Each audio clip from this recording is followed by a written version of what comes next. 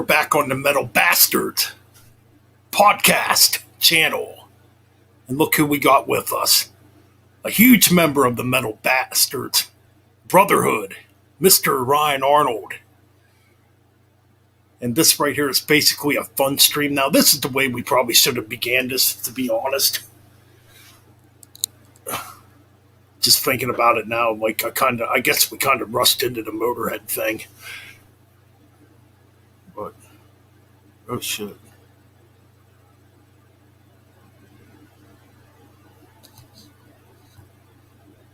Oh no, we're not. Is it working? Okay, there we go. Okay, I can hear you now. Okay, there we go. Yeah, apparently I think this freaking thing is not working out something. I don't know what the fuck's going on with this mic. Hey, Frederick! Might be the cord too. Yeah, it might be. Yeah, it could be a cord shortage or something. Yeah, we got Frederick in the house. Now, this is just a fun stream, man. We're going to have fun right now. Going to talk about whatever the hell we want to talk about. Yep. You know, we were just talking prior to setting up the stream here, me and Ryan. We're just talking about a bunch of random shit, really.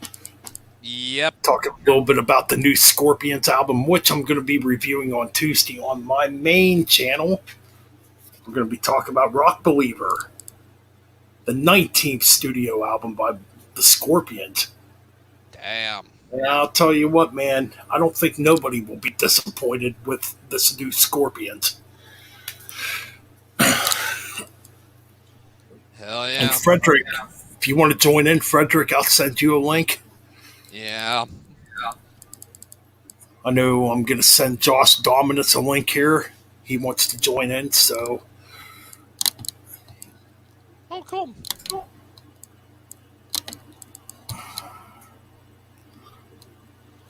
Hopefully Nick will join shortly. Hopefully.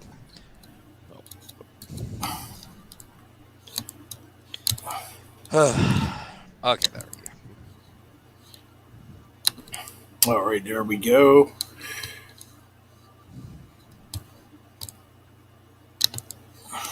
Yep.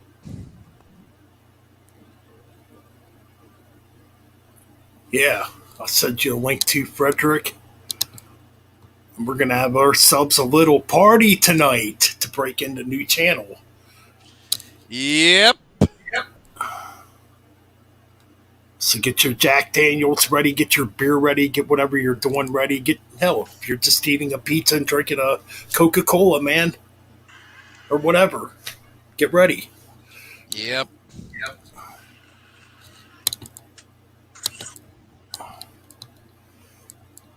All right. There he is.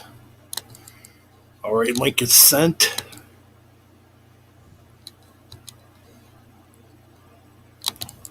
So yeah, man. Basically, guys, this channel is your channel too. And like I was telling Brian, like basically the Metal Bastards, it's not just my channel. It's his channel too. It's fucking Mean Mike's channel. Hell, man, it's everybody's channel that's a part of this. Yep. Just got a message from Josh. He'll join here shortly. And there we Frederick! go. We got Frederick in the house. Hey guys, how are you? We're Good. How are doing you pretty doing, brother? good. Oh, good. You have to excuse me. I'm having my lunch at the moment as well. So if I dip out, I'm eating as well. So Fair enough. All right, man. That was a cool little stream you did the other night there, Frederick. oh, thank you, Ben. I appreciate it. Thank you for popping in and saying hello. Yeah, it was something new I wanted to do. Right. Hey, man, it's always good to experiment. Just got an update from Nick. He says, give me a bit, gonna grab a I've got smoke, and few I'll be albums on. I'd like to show. So Necrotic Nick will be joining us shortly. Oh, you send him the link too? Oh, Yep, okay, he cool. Just he No, Ben, just responded. Can I show a few albums that I got today? Show what you want to show, man. This is just a fun stream right now at the moment to celebrate the new I got channel. this album in today. A band called Ooh. Smolder. Smolder. Okay. They're a power metal band out of Canada. This is the second, Oh, nice. second LP. I got today. We got this in today. The new Darkness. Oh, cool. Ooh, Darkness is a good band. I also got this in Iron Angel. That's a damn good CD. I got that Yeah. too. That's a I good one. got a new band called Fire Force. Ooh, I'll have to check that one out. Look at the cover. Who does that remind you of? Oh, Alamo. Little bit. Kind of Megadeth too. Looks like Eddie from Iron Maiden. Or a little bit like Eddie too, yeah. Yeah. And the last album I got today was the new Ancient Steel. I haven't listened to that one yet. No, me, I just got all these today, so I haven't listened to any Oh. yet. Got some cool spins ahead of you there. Yeah. So yeah. So Iron Angel definitely could have. Iron Angel definitely could have probably been on that speed metal episode you guys did. I was just thinking about that too. yeah, when we were doing that speed metal episode, there were so many bands that they're in your head, but you forget. Right. A lot of because there's so much stuff out there from the 80s and 90s and today that you try to remember every band. Right. Your brain is like a sieve; it just trips out. So That's very true, man. I was thinking about Hawaii too, which was Marty Friedman's first yes, band. Hawaii. Actually, Yeah. Ben, I Yeah. want to get you onto my channel one of these days as well. So, Hell yeah, definitely. I'd do it. Sounds fun. So we just have to make sort of a day where you're not doing a stream or you got some time. Right. So Cool. Yeah, I know living in I know different time zones definitely kind of well, I've got mess shit up too. Yeah, I got one stream planned that me, Ryan, Jamie from Metal Connection, and another guy. Straight up. We want to do a metal around the world. Ooh. Yeah, metal bands from our country. Yeah. from our countries. So like That's a Canada, UK, America, and Australia. So I'm gonna be busy this week though, so that will be. I like that idea. So yeah, that'll probably come out next month. So I want to do these monthly. I don't want to do them, weekly. I just want to keep these monthly. Right, totally. Yeah. That's a cool idea though. Yeah, I've got some other ones that I'm planning to do. I want to do a Gravedigger ranking. That's what I'm doing next, and it's not going to be easy. No, I don't think they have a bad album. I think all their albums are quite solid. Actually, they So don't. that's I'm gonna- missing like five. I think 5 or 6 of their albums, but I do have the other compilations. Oh yeah. Oh, did you hear the echo? I'm hearing Yeah, feedback. I hear the echo. I think it was coming from you, Frederick. I think you hadn't muted the live stream. Oh wait.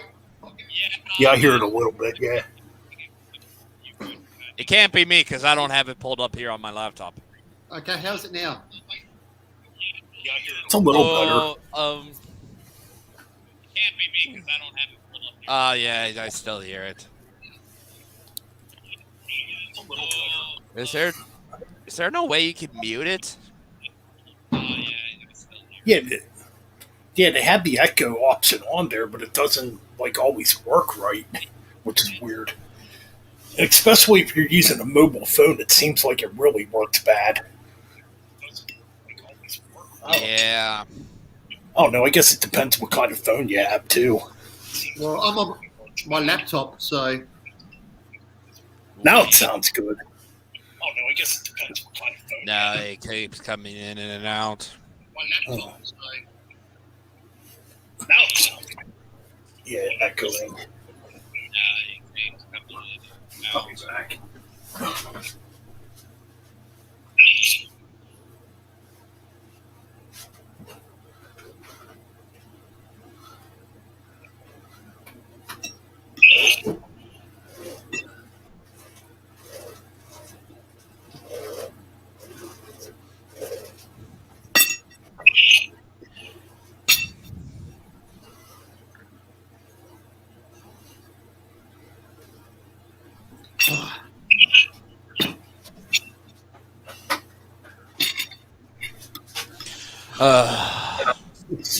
Wait on. So, Ryan, did you get that, did you order that Nocturnal album yet, or are you still? I'm not. I am getting paid. What is it? Tomorrow at least. So hopefully I'll have enough to buy it. Cool. So, I am getting paid. All right. Just broke out my Gravedigger CDs. Cool. I got all my Dream Theater. Just gotta put them all in order. I gotta break those out too. I got like 7 of their albums. I got like 6, maybe 7. Yeah, I got about 6 albums here from them. I got like 6, maybe 7. Yeah, I got 7 in here. In my hand.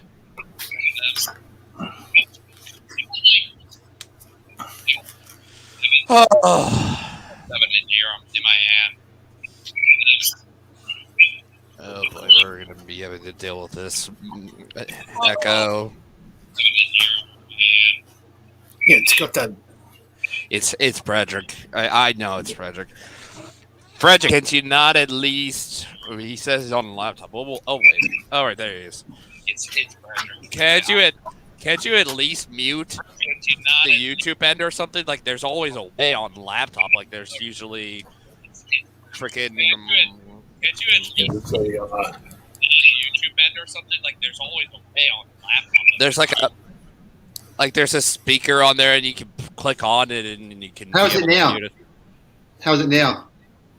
Yep, it's better. Oh, fuck God. Yeah, thank God. There we go. Thank God. Yeah, because I had my YouTube on as well, so. Oh, yeah, that'll definitely do it. Yep. Yeah. So, yeah, I got my Gravediggers here too, Ben. Nice. Yeah, there's my Dream Theaters. There you go. Awake. So, I'm missing like 6, I think 6 of their albums. So. Cool. Metropolis Part 2. 6 Degrees. Oh, yeah. Train of Thought. Octavarium. And A Dramatic Turn of Events. Okay. I've never got into Dream Theater. They're a band that I haven't really invested in. You might like Train of Thought. It's very, very heavy. Like, really heavy. Yeah, some of the stuff is heavy. I do agree with you. I've heard. But whatever you do, stay the fuck away from the Astonishing. Oh yeah, well, that album. Their latest one, is it? No, 2016. That's their rock opera. In a nutshell, they're 2 hours of Disney music album. Oh. Right there's all my Gravedigger. Oh shit.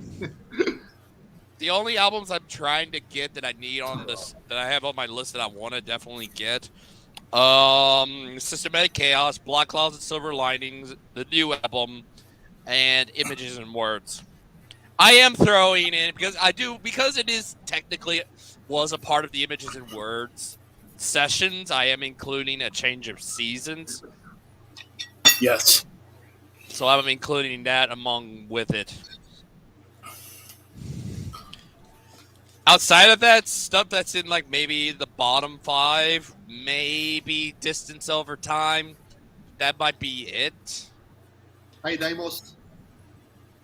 Hey, Deimos. What's up, guys? Hey. Man, hey, Nick. How's it going, Joey? Yeah, I was just rendering some shit. I didn't want to fucking split the power in the fucking computer because rendering takes a lot of fucking energy. Yep. But yeah, I was mentioning. Yeah, I'm so glad you're in here because I was mentioning to you last night about the Devin Townsend retrospective series. Dude, that's it. 5 individual retrospectives. Yeah, I was gonna say you can't do that in one, man. Like if you're trying to get it's a lot. every project. Yeah. So Casualty's the coolest first because they only did one album. Then it is the Devin Townsend Band, which only did 2. And then it's Strapping Young Lad, then Devin Townsend Project, and then Devin Townsend Solo. Which the Punky Brewster one they put as a Devin Townsend Solo. So. Yeah, I mean, it's goofy. I only have the song Fake Punk that was on, I think it was Identity 2, and it's fucking hilarious. Like, he's just making fun of himself. Like, I'm just playing punk because, why not?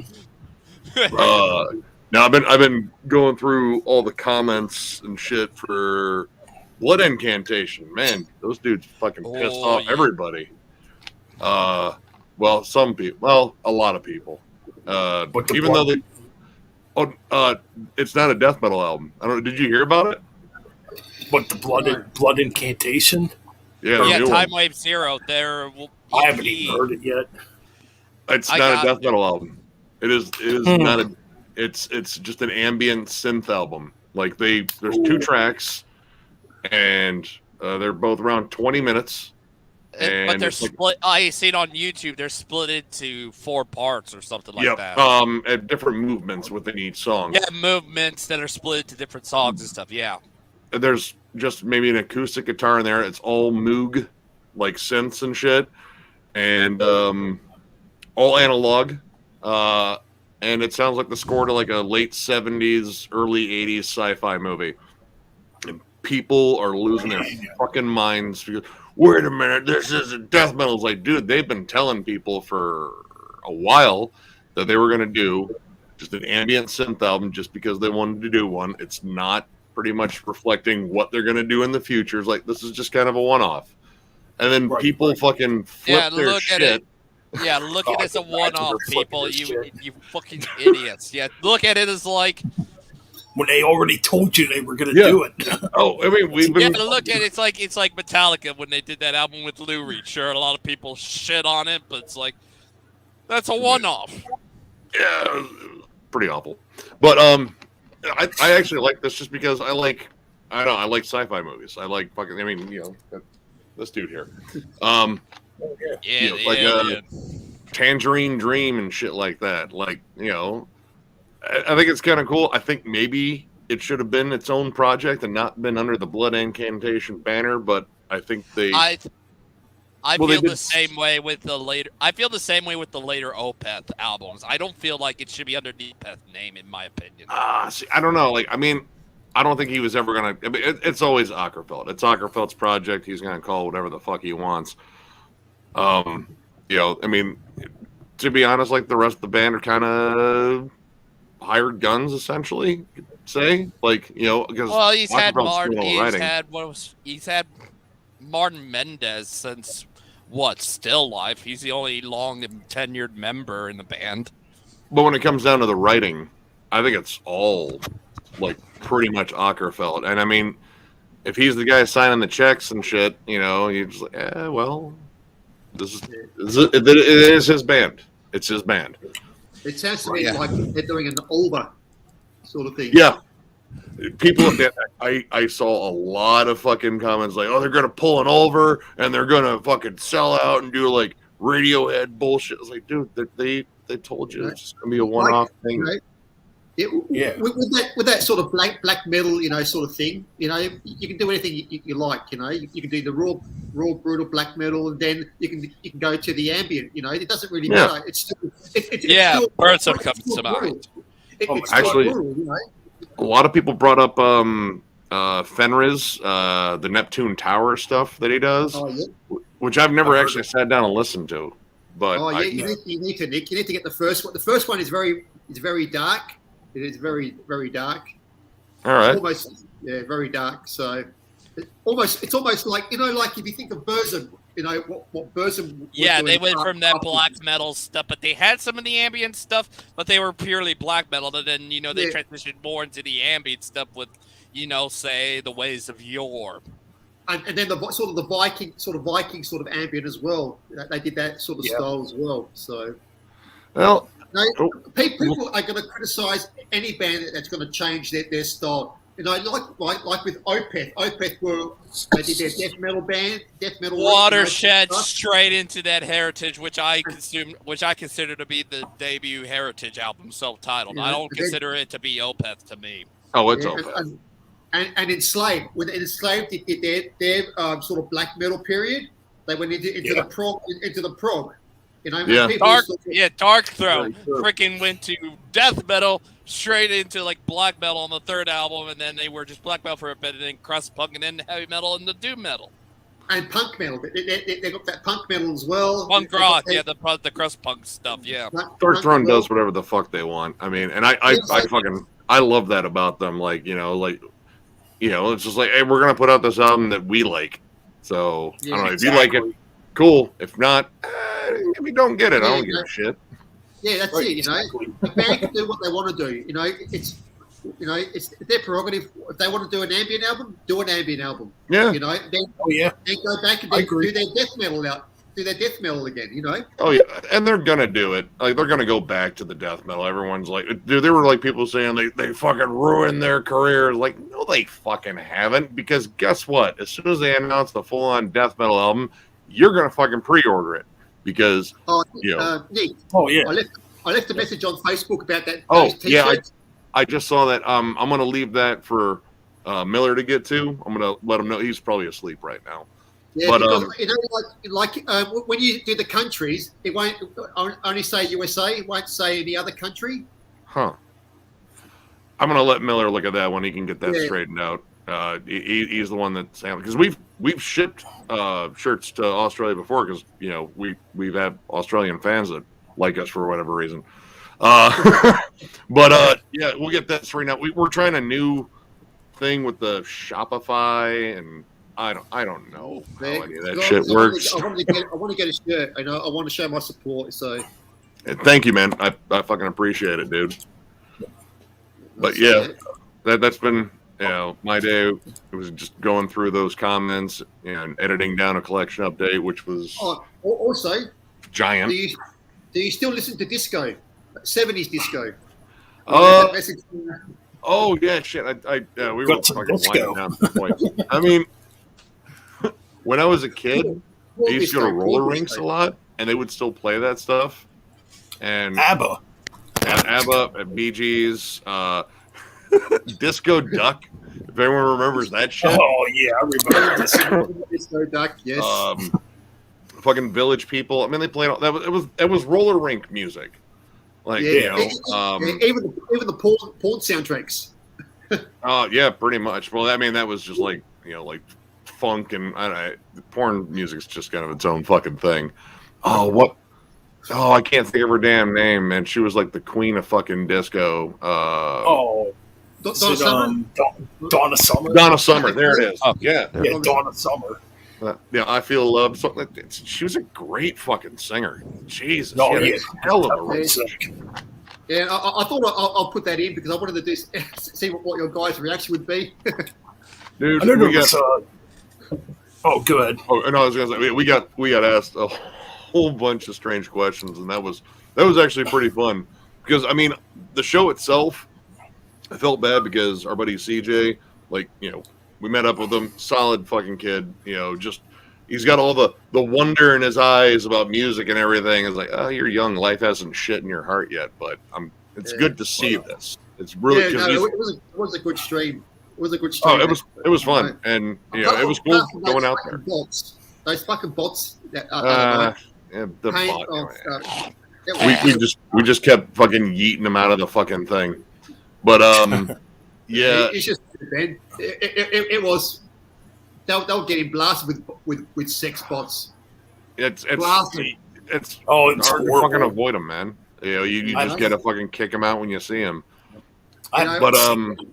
Well, it's a new channel. Like I said before, Ben, YouTube has to do something about it. They really something has to be done about it. Yeah. Well, I mean, I don't know. Like they'd have to fucking find some way to fucking block it, but I mean, they just keep changing servers and fucking. I was happy when I did my live stream. I was happy that I got my first sex bot. You got your first sex bot? Damn. Oh man, cracked your screaming cherry. Yeah, I was so excited. I thought, yes, I made it. I got my first sex spot. I'm in. I was like, thank you. It's gonna I'll pop, turn you down anyway. It's gonna pop your YouTube virginity. That's it. But yeah, I mean, the show itself, man, like the sound guy was, I don't know, like we had a theory he was a bassist because that was all we could hear. Like, you know, the bass would just be cranked out. Like, I want to say like the second band up is like, do you hear the guitars? Like, nah, I hear fucking bass, and then the dude doing a pig squeal. Like, that's it.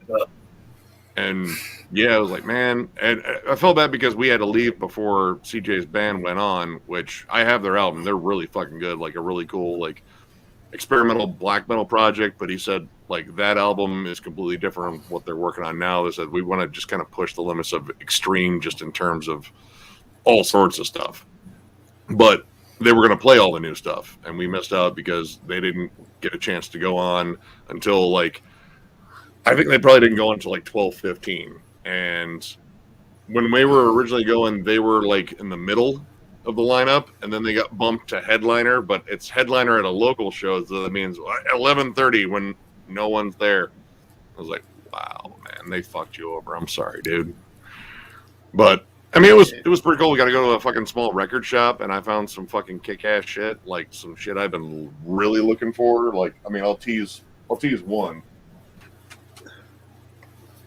How about that one? Oh, awesome! That's an awesome album. Nice.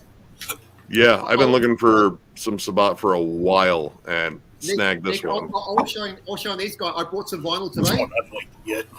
Have you heard of this band before? Who's Smolder? Oh, Smolder. Yeah, that's what's her name from Banger TV? Yeah, this is her band. This is it. Yeah, she's a damn good singer. Yeah, she is. Also, I got this one. You might know this band. Darkness. Yeah, Darkness. German thrash band. I don't know that one, but I like German thrash, so I'll have to look into that one. I think that might be the one I have too. Iron Angel. Iron Angel, I know. That's a good one. Cool. I showed her this band, and I was telling about the cover. Who does that remind you of? French Legion Eddie. Yes. He got it. I said negative. I just said negative. Yeah, Like the background.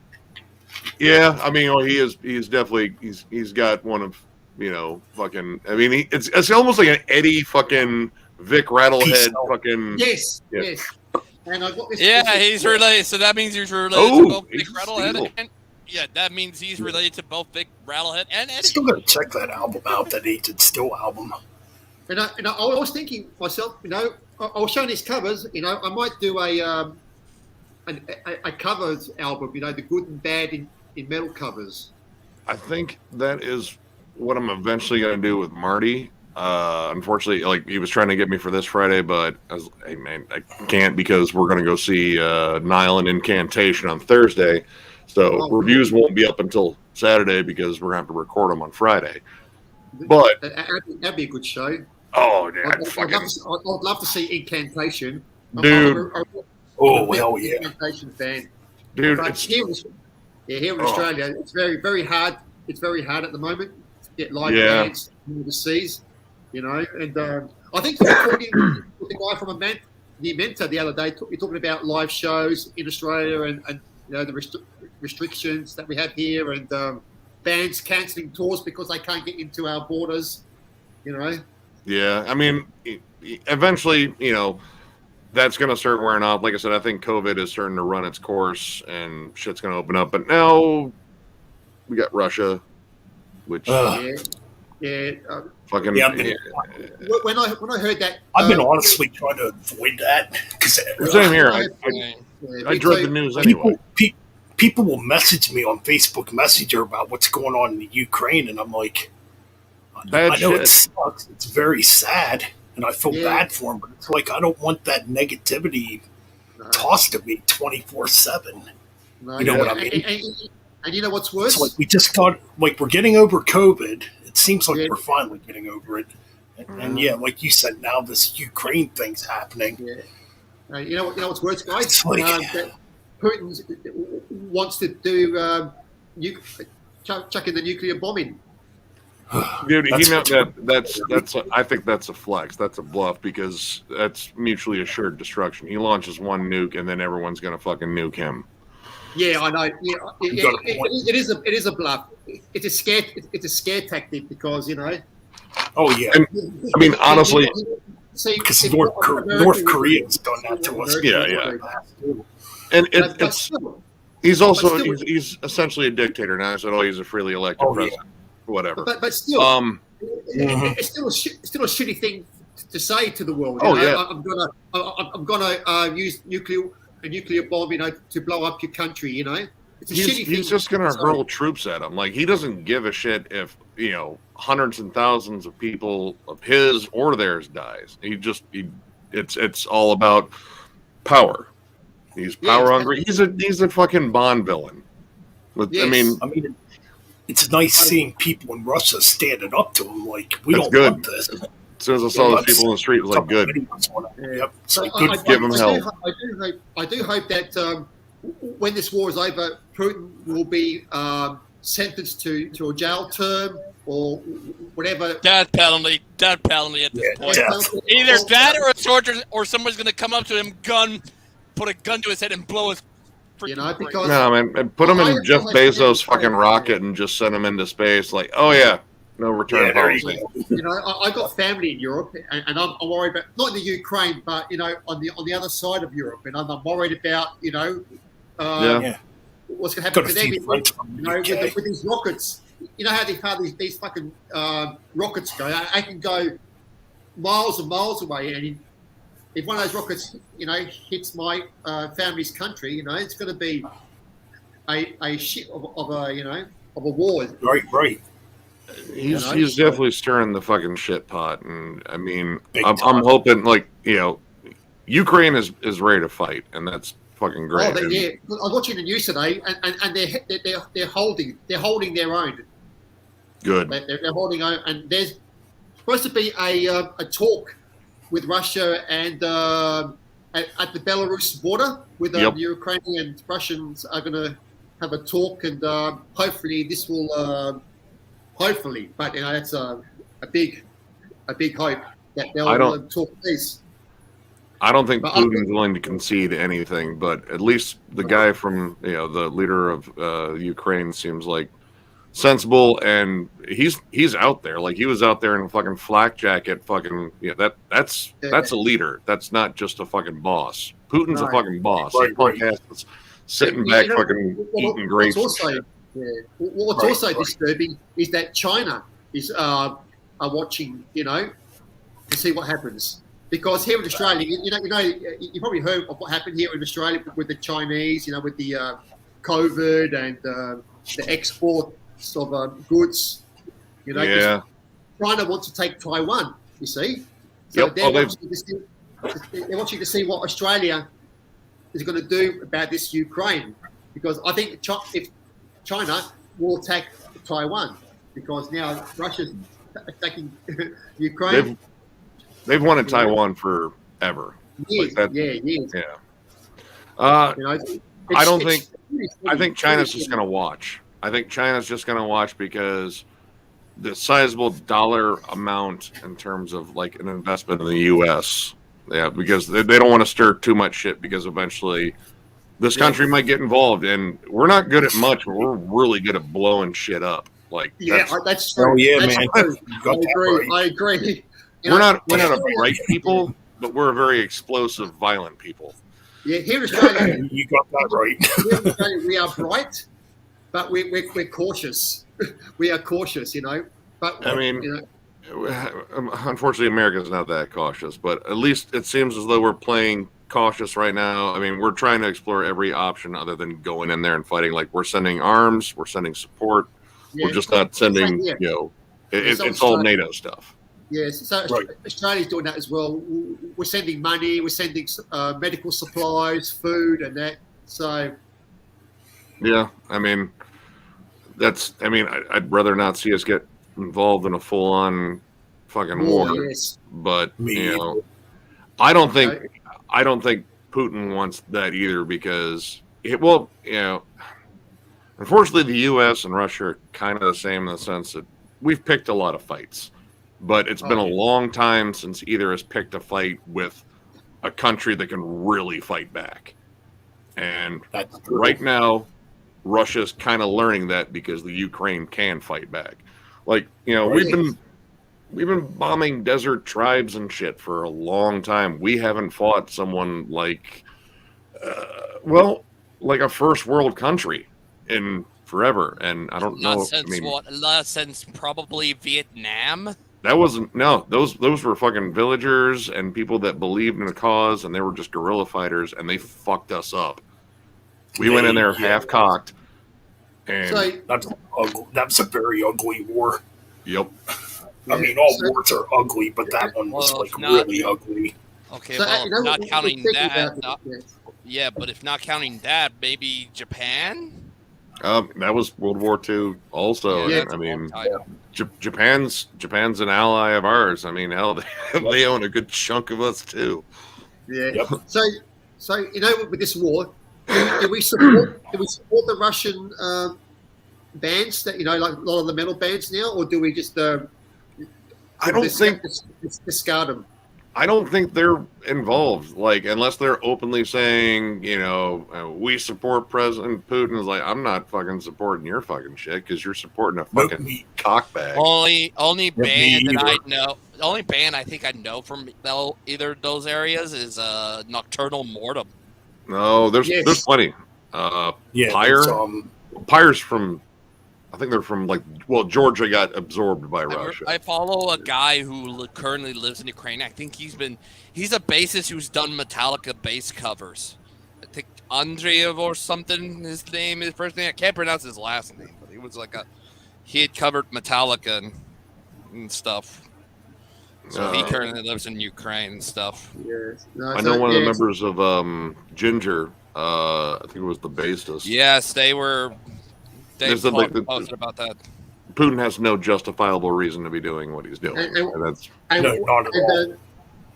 night, I was watching the news. I saw your former president, Mr. Trump. And his fucking big mouth, supporting Putin. A guy needs to get his nuts shot off. Well, all right. It's his personality, and that he's like, dude. He fucking touted Kim Jong Un. Because he likes what they do because they have supreme power, and Trump is power hungry because he's a fucking narcissistic dickweed. That's his thing. He craves power. He does not want to be questioned ever. He hates that because his fucking personality is garbage.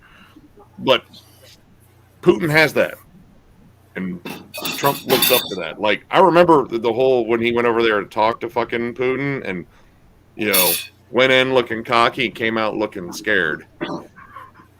So Trump got shook, but Putin has exactly what Trump wants, like unilateral power, no one questioning him, and Trump couldn't get it because people were like, no.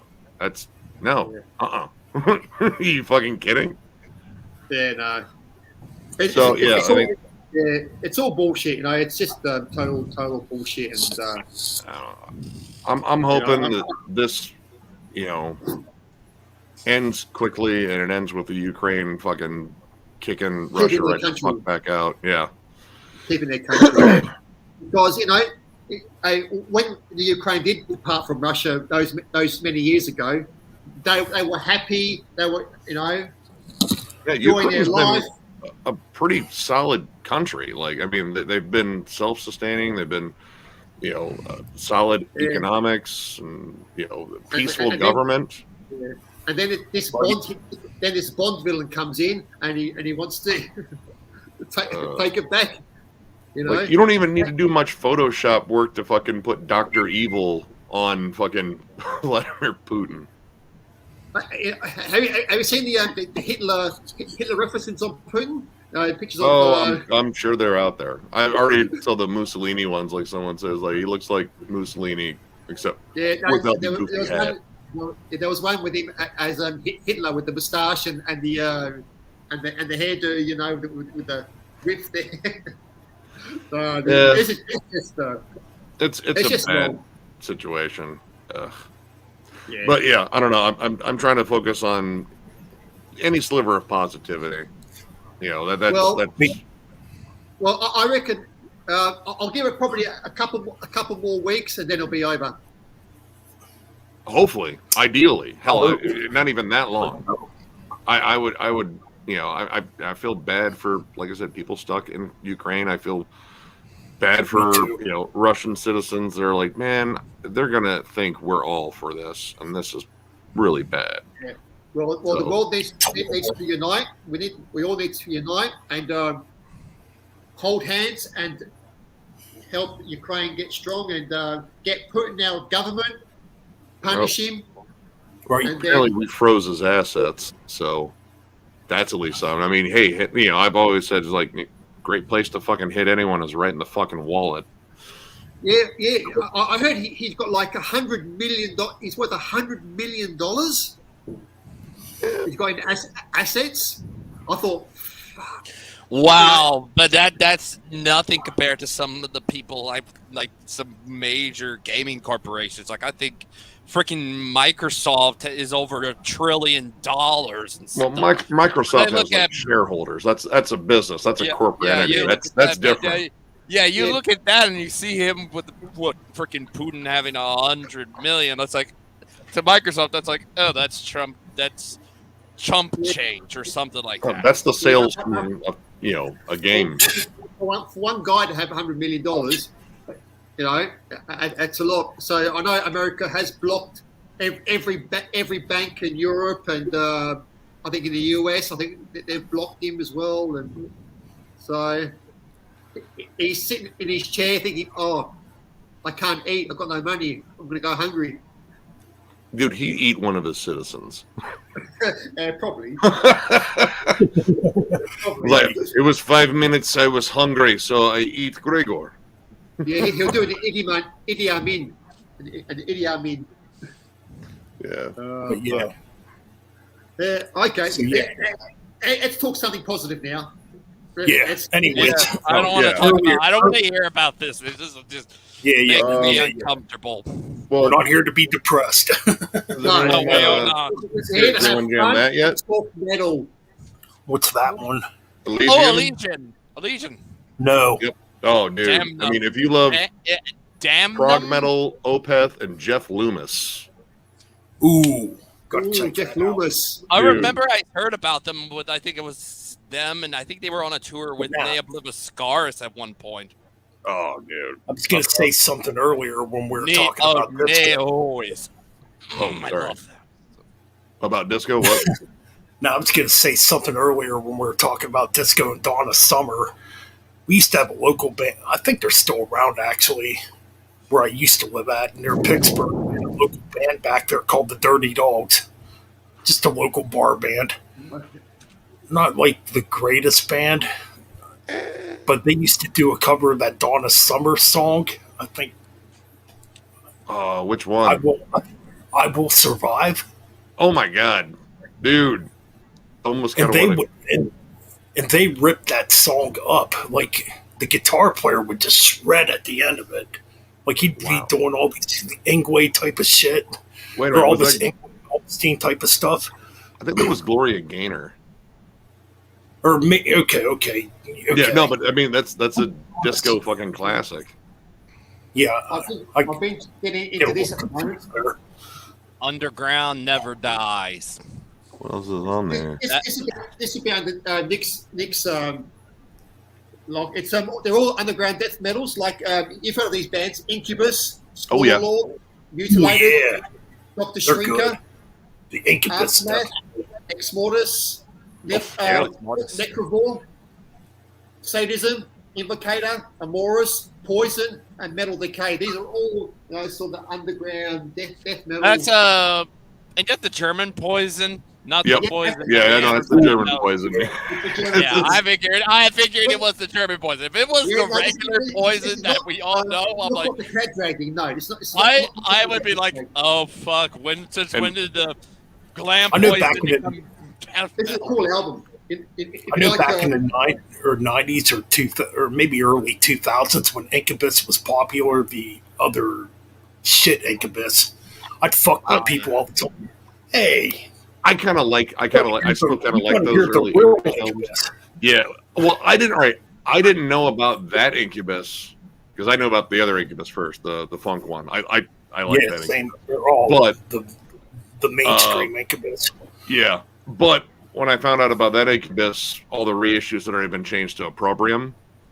So I have their stuff as Opprobrium, and it's fucking awesome. Like that's like some fucking killer death thrash.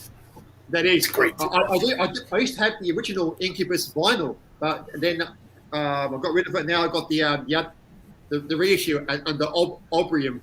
Yeah, well, they did reissue it again with the old Incubus. Yeah. So I don't know. Maybe they reached some sort of agreement or something like that. Yeah, because they changed her. Yeah, because they did change her name to Appropriate. And then at some point, them and the famous Incubus somehow got together and came to an agreement that, you know what? Yeah, just use our name. You know. Like you look on YouTube, there are bands with about 20 bands with the same name. You know, and they're all active. Yep. Oh, it is. Anytime I look at like for a relatively vague name, like go on Metal Archives, like oh shit, there's like a ton of them. I remember a long time ago, a girl I used to talk to. This would have been like years ago. She sent me that Incubus song, "Part of Me," the commercial Incubus. I'm like, so in retaliation, I sent the death metal Incubus back to her. I don't think she knew what to think. Yeah, but wait a minute, were they like this? Like, no. This Incubus was, I think, real Incubus. Mike Browning. Oh, from Australia? No, when they became Morbid Angel. Oh, wait, were they Incubus before? Yeah, yes. I'm trying to think of what bands I'm trying to think of bands I have that have. There's multiple versions of them, but I can't really think of anything that I have from bands that have been, have had to share the same name with another band. Or they were Heretic. That was one of their names. Oh, Heretic. Yeah, they started off as Ice in '83, and then Morbid Angel was Heretic, and then in '84 they changed over to Morbid Angel. Yeah, there were Incubus as well. I'm wondering, but because Dream Theater changed their name at some point, they were once Majesty. Was there a band at the time called Majesty? That was Mike Browning's. That I think they count that as like Nocturnus. Nocturnus? I don't know. Okay. Or let me see. Actually, I'm just I'm trying to think. I think it might be Nocturnus. I could be wrong too. Yeah, me too. I could be wrong, but I knew Mike Browning was in a band called Incubus.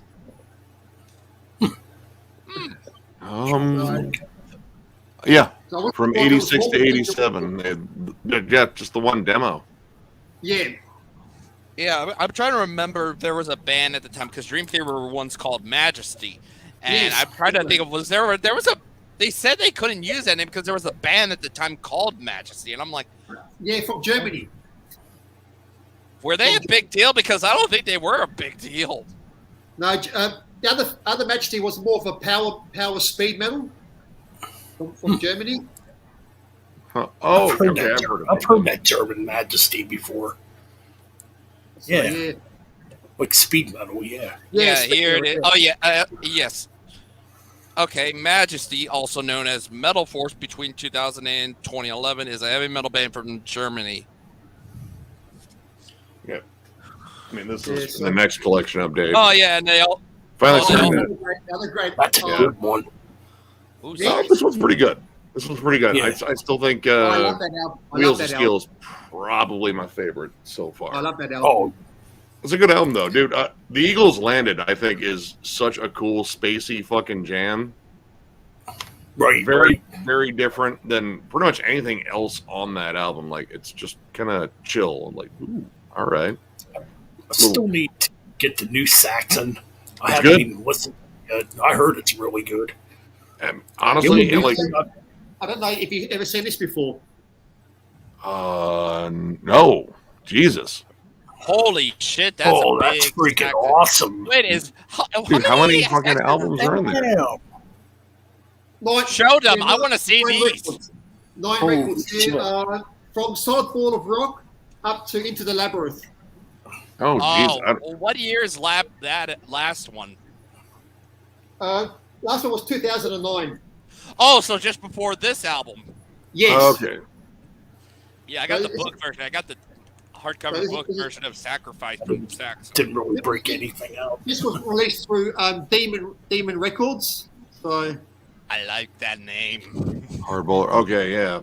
See, I have a like a CD collection of the first 4. Yeah, Saxon, Wheels of Steel, Strong Arm of the Law, and Denim and Leather, and then a live album. Wait, too. you don't have this album from them? No, dude, they got. I didn't know they had so many fucking albums. Like 24 Yeah, they got fucking like albums. 24 albums. yeah, and to do a Saxon ranking, That would be a two-part. That'd be a two-part. that would That's be 20, yeah. 24 to 13, and then 12 to 1. That's whoo. I have most of the Saxon. I'm missing the Power one. I'm missing probably about one. This is two, the only one. I do think want to that's get. 4 albums on it by I Saxon. do. I do want to get the new one though. I do like Carpe Diem. That's I good. do like that.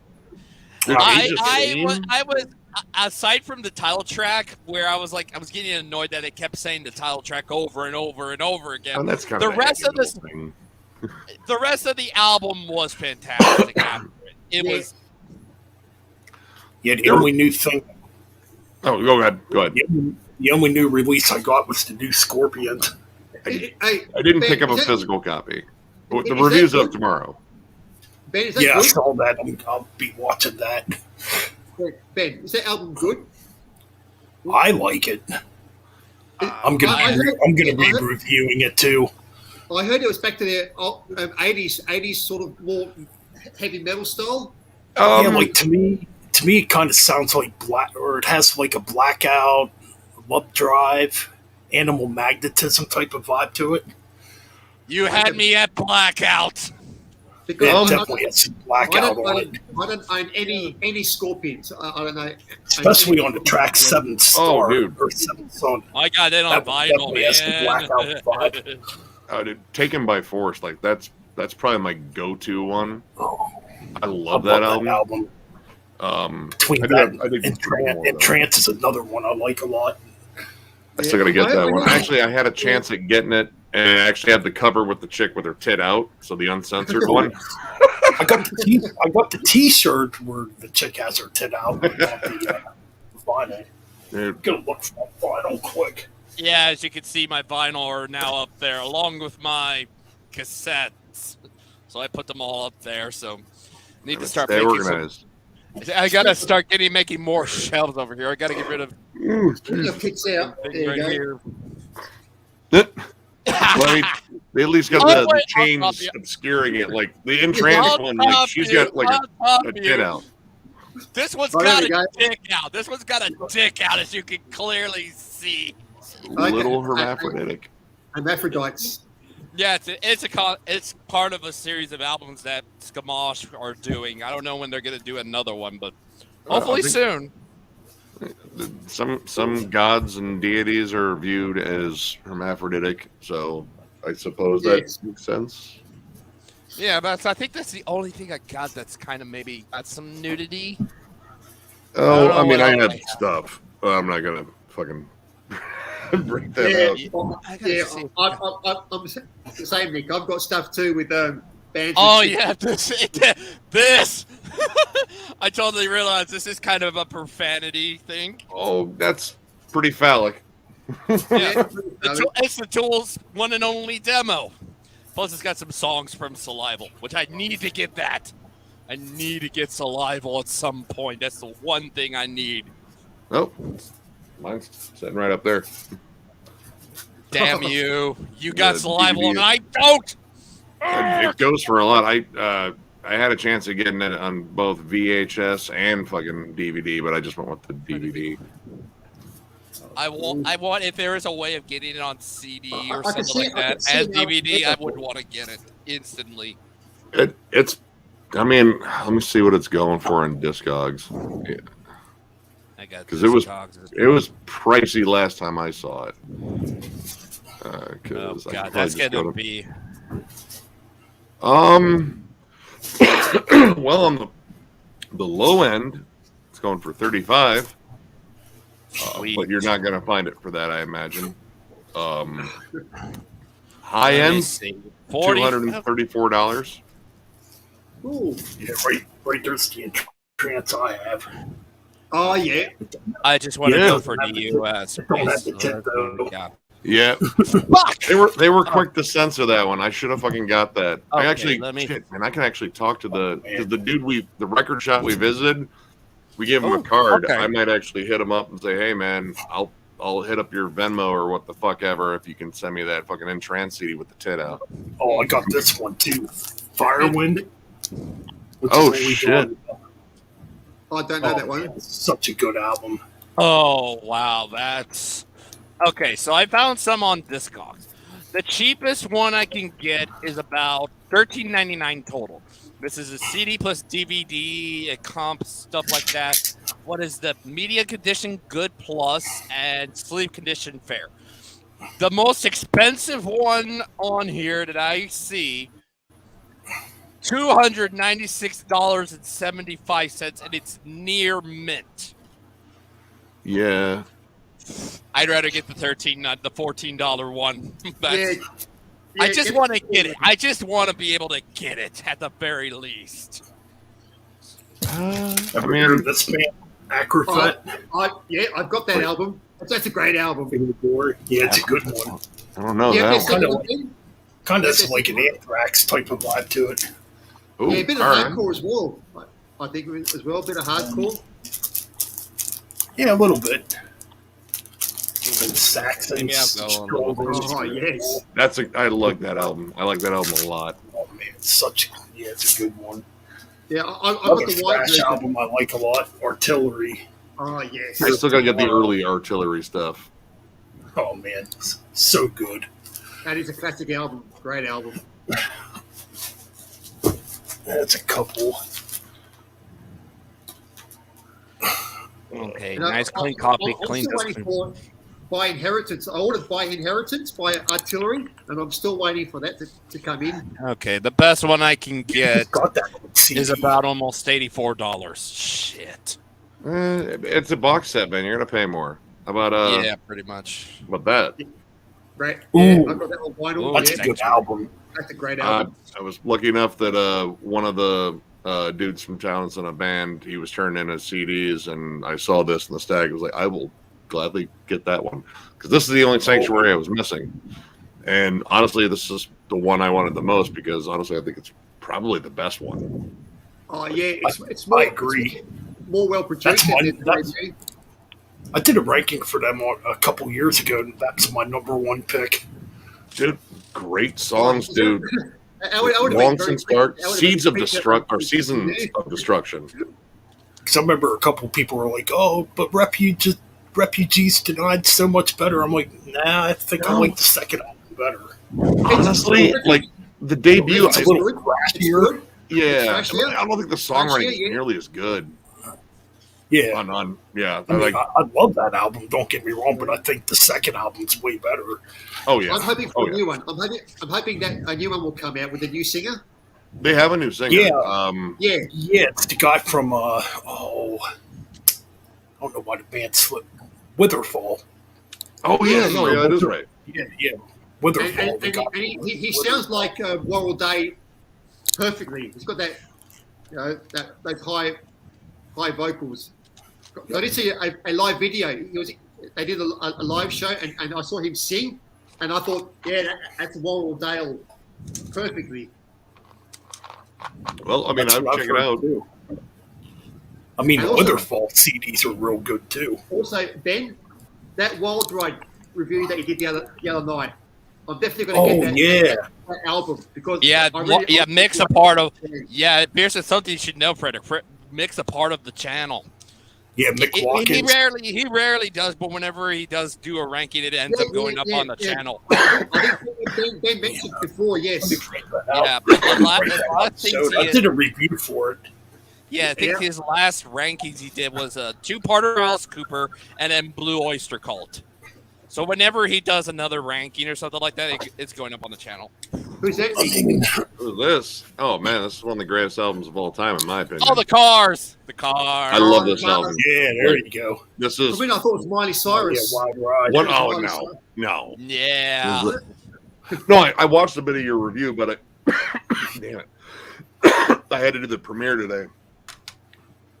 Yeah, I saw that review. Sounds like definitely it's want to get that album and the T-shirt as well. I want to get the T-shirt as well because that's a cool band. He sent me a patch for free. Actually, near the end of the video, I'm looking around at the end of the video trying to find that patch. Actually, I'm like, oh shit, because I did another recording of it prior, and I had the patch sitting up, but I didn't like the way it turned out, and I just deleted it.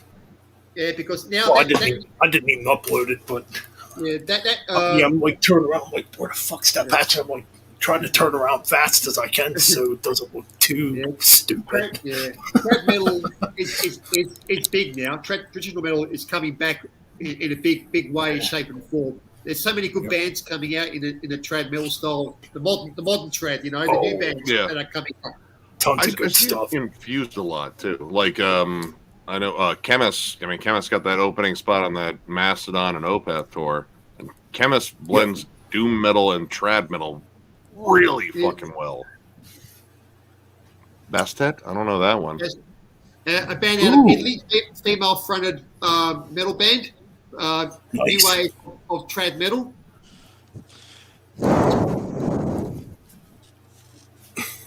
This band here, Dragon Sway. Cool. I've seen that album cover. It's American and Japanese band, so. File sharing. Again, trad metal band. The guitar player is Japanese, and he's he's got his other band which sounds like Loudness. If you like Loudness. Ooh. And this band here, which is another new traditional metal band out of Mexico. Which Mel? I know about them. Ooh. I've seen like maybe Caligari Records. Like I've seen that in distros. I know that cover. That's the band. They're a new band out of Mexico, which is playing trad metal like Wild Ride. So trad metal. They're not too far. They're not too far from me. Are they on Personal Records? That seems to be a label that's popping out of Mexico. Steel Shark Records out of France. Okay. Yeah, I've noticed Personal Records has been one that's been popping up. Like they're the ones that have Wharf Lurch, I guess, for now. Which, if you like your fucking death metal psychedelic, check out Wharf Lurch. Those dudes are fucking wild. I'm really big into the trad metal now at the moment because it's so good. There's so many good bands out. Like Wild Ride is one band that you mentioned. There's another band out of called what's that band? It's the guitarist from Burning Witches. New band. I ordered their album. I can't remember now. I don't know. Like in terms of stuff I've been getting into, like I'm mostly just I've been picking up a lot of older stuff here lately, but of course it's a lot of weird extreme shit. Like the record store that I frequent, actually, apparently someone turned in all of their fluids, and wow, this shit's fucked up. All right. Speaking of fluids, I'm gonna go grab a drink. Go for it. Yeah, I'm the next time I'm going is on a record store day, and I got a few albums I want to get at the local record store that's about maybe between half an hour to an hour away, and I already have in mind of what I'm gonna get there, if they still have them. So fluids, Nick, what do they sound like? Well, all right. There is a thing you kind of gotta get used to with them. They like to splice in fucked up samples, and they're fucked up because they're real. Like people like dying and being tortured, like it's not from a movie. Snuff things. Yeah, no, it's sometimes really terrifying, but musically very similar to Mortician, like kind of groove. It's ultra snarly guitars and bass, like they sizzle, like they completely sizzle. It's a very obvious drum machine. Occasionally you get like some like dungeon synth sections and like Godflesh sort of industrial, but most of the time it is unfucking relentingly just heavy. It's so goddamn heavy, and like I said, you gotta kind of make peace with the fucked up shit you hear in between.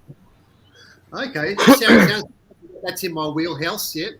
I mean, their albums are like not very long. Like, I mean, most of them are like maybe a half an hour.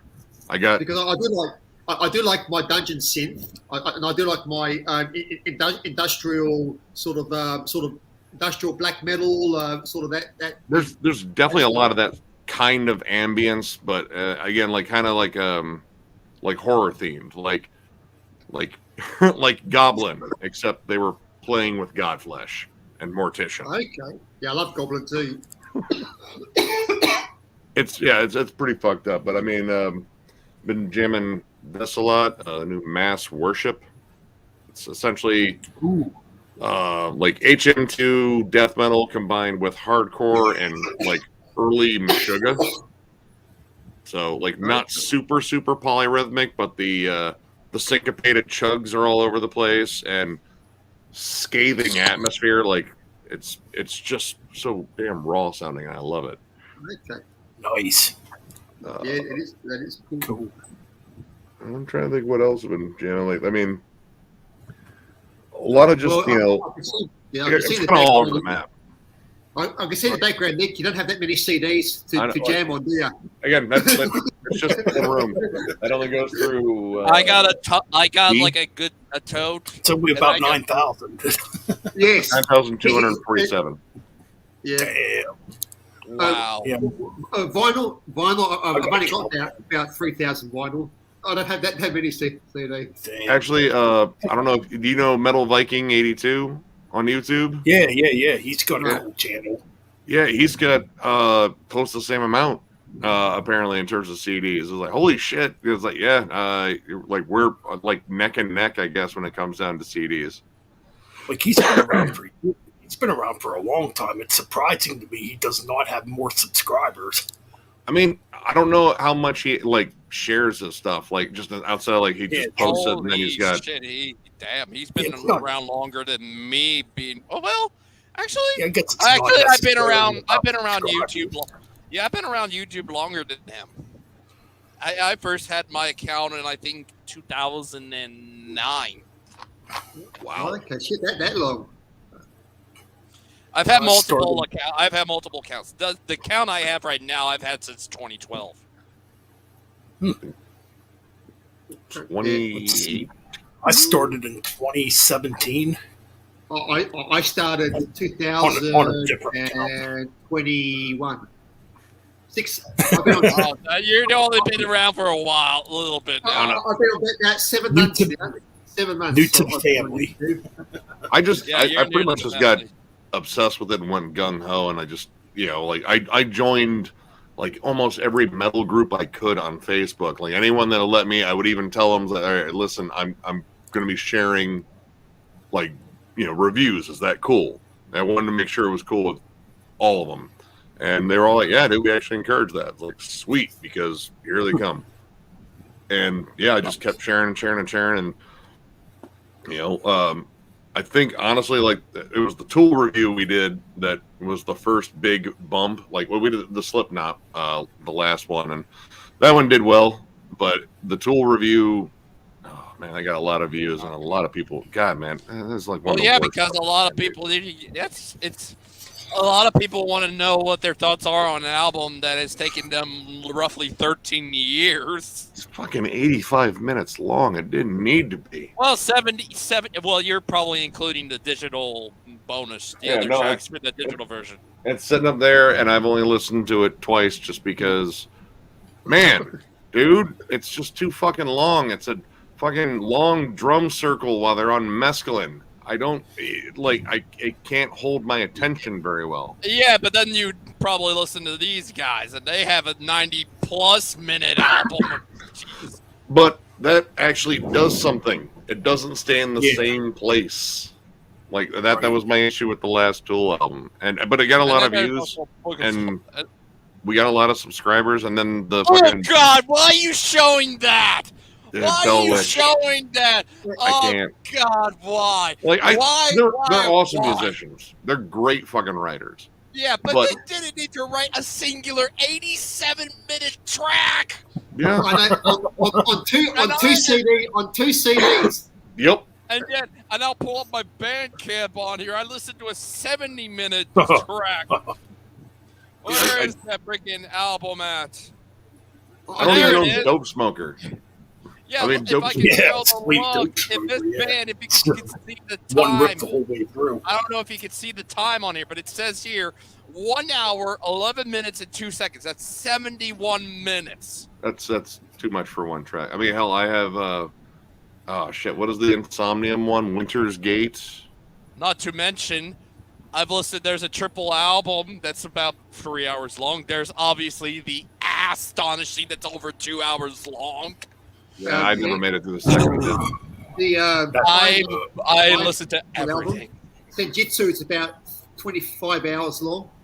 25 hours. It's so damn. That album right here. It's so damn long. Yeah, Winter's Gate, Insomnium. I actually like the 3 epics off that album the best. Yeah.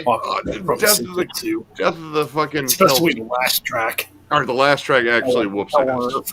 Yeah. Hell on Earth. Yeah, the whole closing bit. Lost in Anger. It was so good. I like this album. The only song I do not care for is Stratego. I listened to that song. I'm like, I just like, it's I personally prefer Days of Future Past over it. I think the opening track's boring as fuck. Perfection right there, Frederick. No. I used to love this album, but now it shits me now, this album. It's so damn long. And it doesn't need to be. No. But I love this album. I do think it's better than Senjutsu. Because they mix a little bit up. You have your prog. Yeah, because you mix the prog. I haven't gone back and listened to it. But I tell you, I'd rather listen to the 80s Maiden than I listen to the 2000s. Oh, yeah. I agree. You know?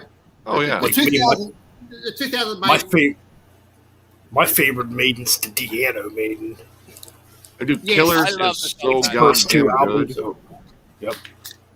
I like Killers, but it paled in comparison to the debut. I love the debut. When I got this, I think Killers is better than Debut, but Debu's good. I loved it. I loved it. You know? I wanted to love it, and I bought it the day it came out. But yeah, when it came out, I loved it because I loved the. I still love it. Opening single of the album, Speed of Light. I love that album so much. I even got it on vinyl. I used to have it on vinyl, but I sold it because it was too fucking long. I got it because I love it. I got every other Iron Maiden album, studio album. This album here. Oh, not that one. Final Frontier. Oh. I got the Digi version. This is my mouse pad. All right, Senjutsu. You just got to score higher. Oh, I have a mouse pad for it. I have a CD. Where's your copy? You have to show your copy too. Sitting in the other room. Yeah, it's not a good album.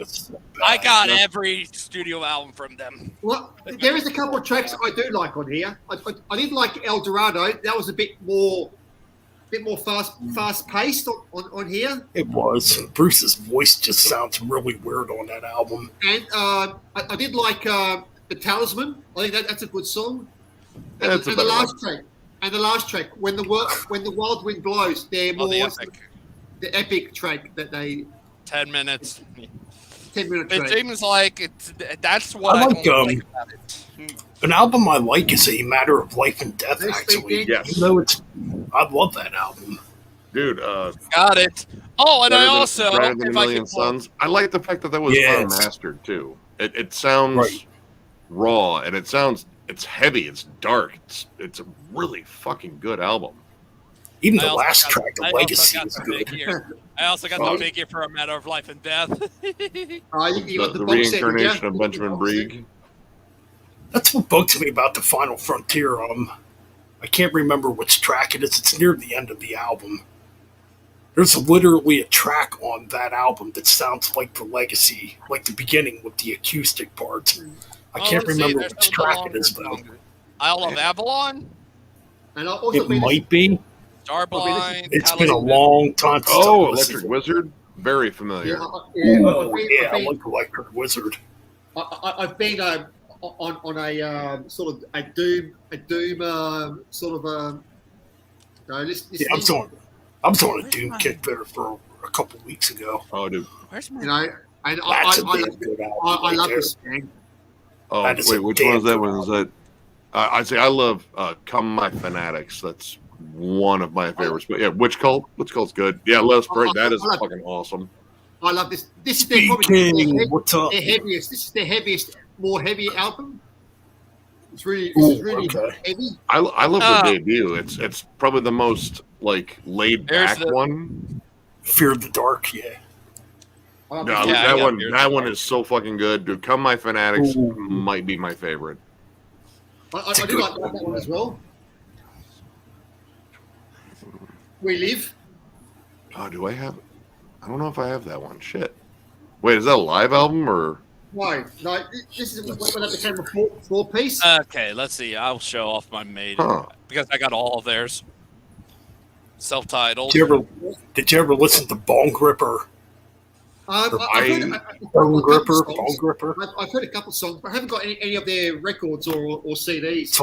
It's like all instrumental doom metal. Oh Yep. yes. I have Hippie Killer.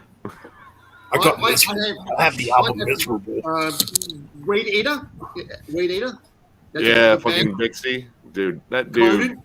Conan. I love Conan.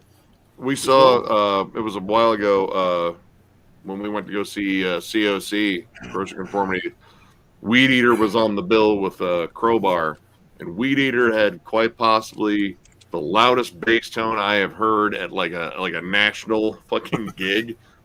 Dixie did not give any fucking fucks. Like, this is wow. Like, we can't hear anything else. Like, look, I don't care. Okay. I got some vinyl news for you guys. COC are reissuing their first two records on Metal Blade. Ooh, I got those. Animosity and Technocrosity. Technocracy. Yeah. I thought that was more of an EP. But, yeah, they're here. I've seen them. And they're also releasing Metal Massacre 1 back on vinyl.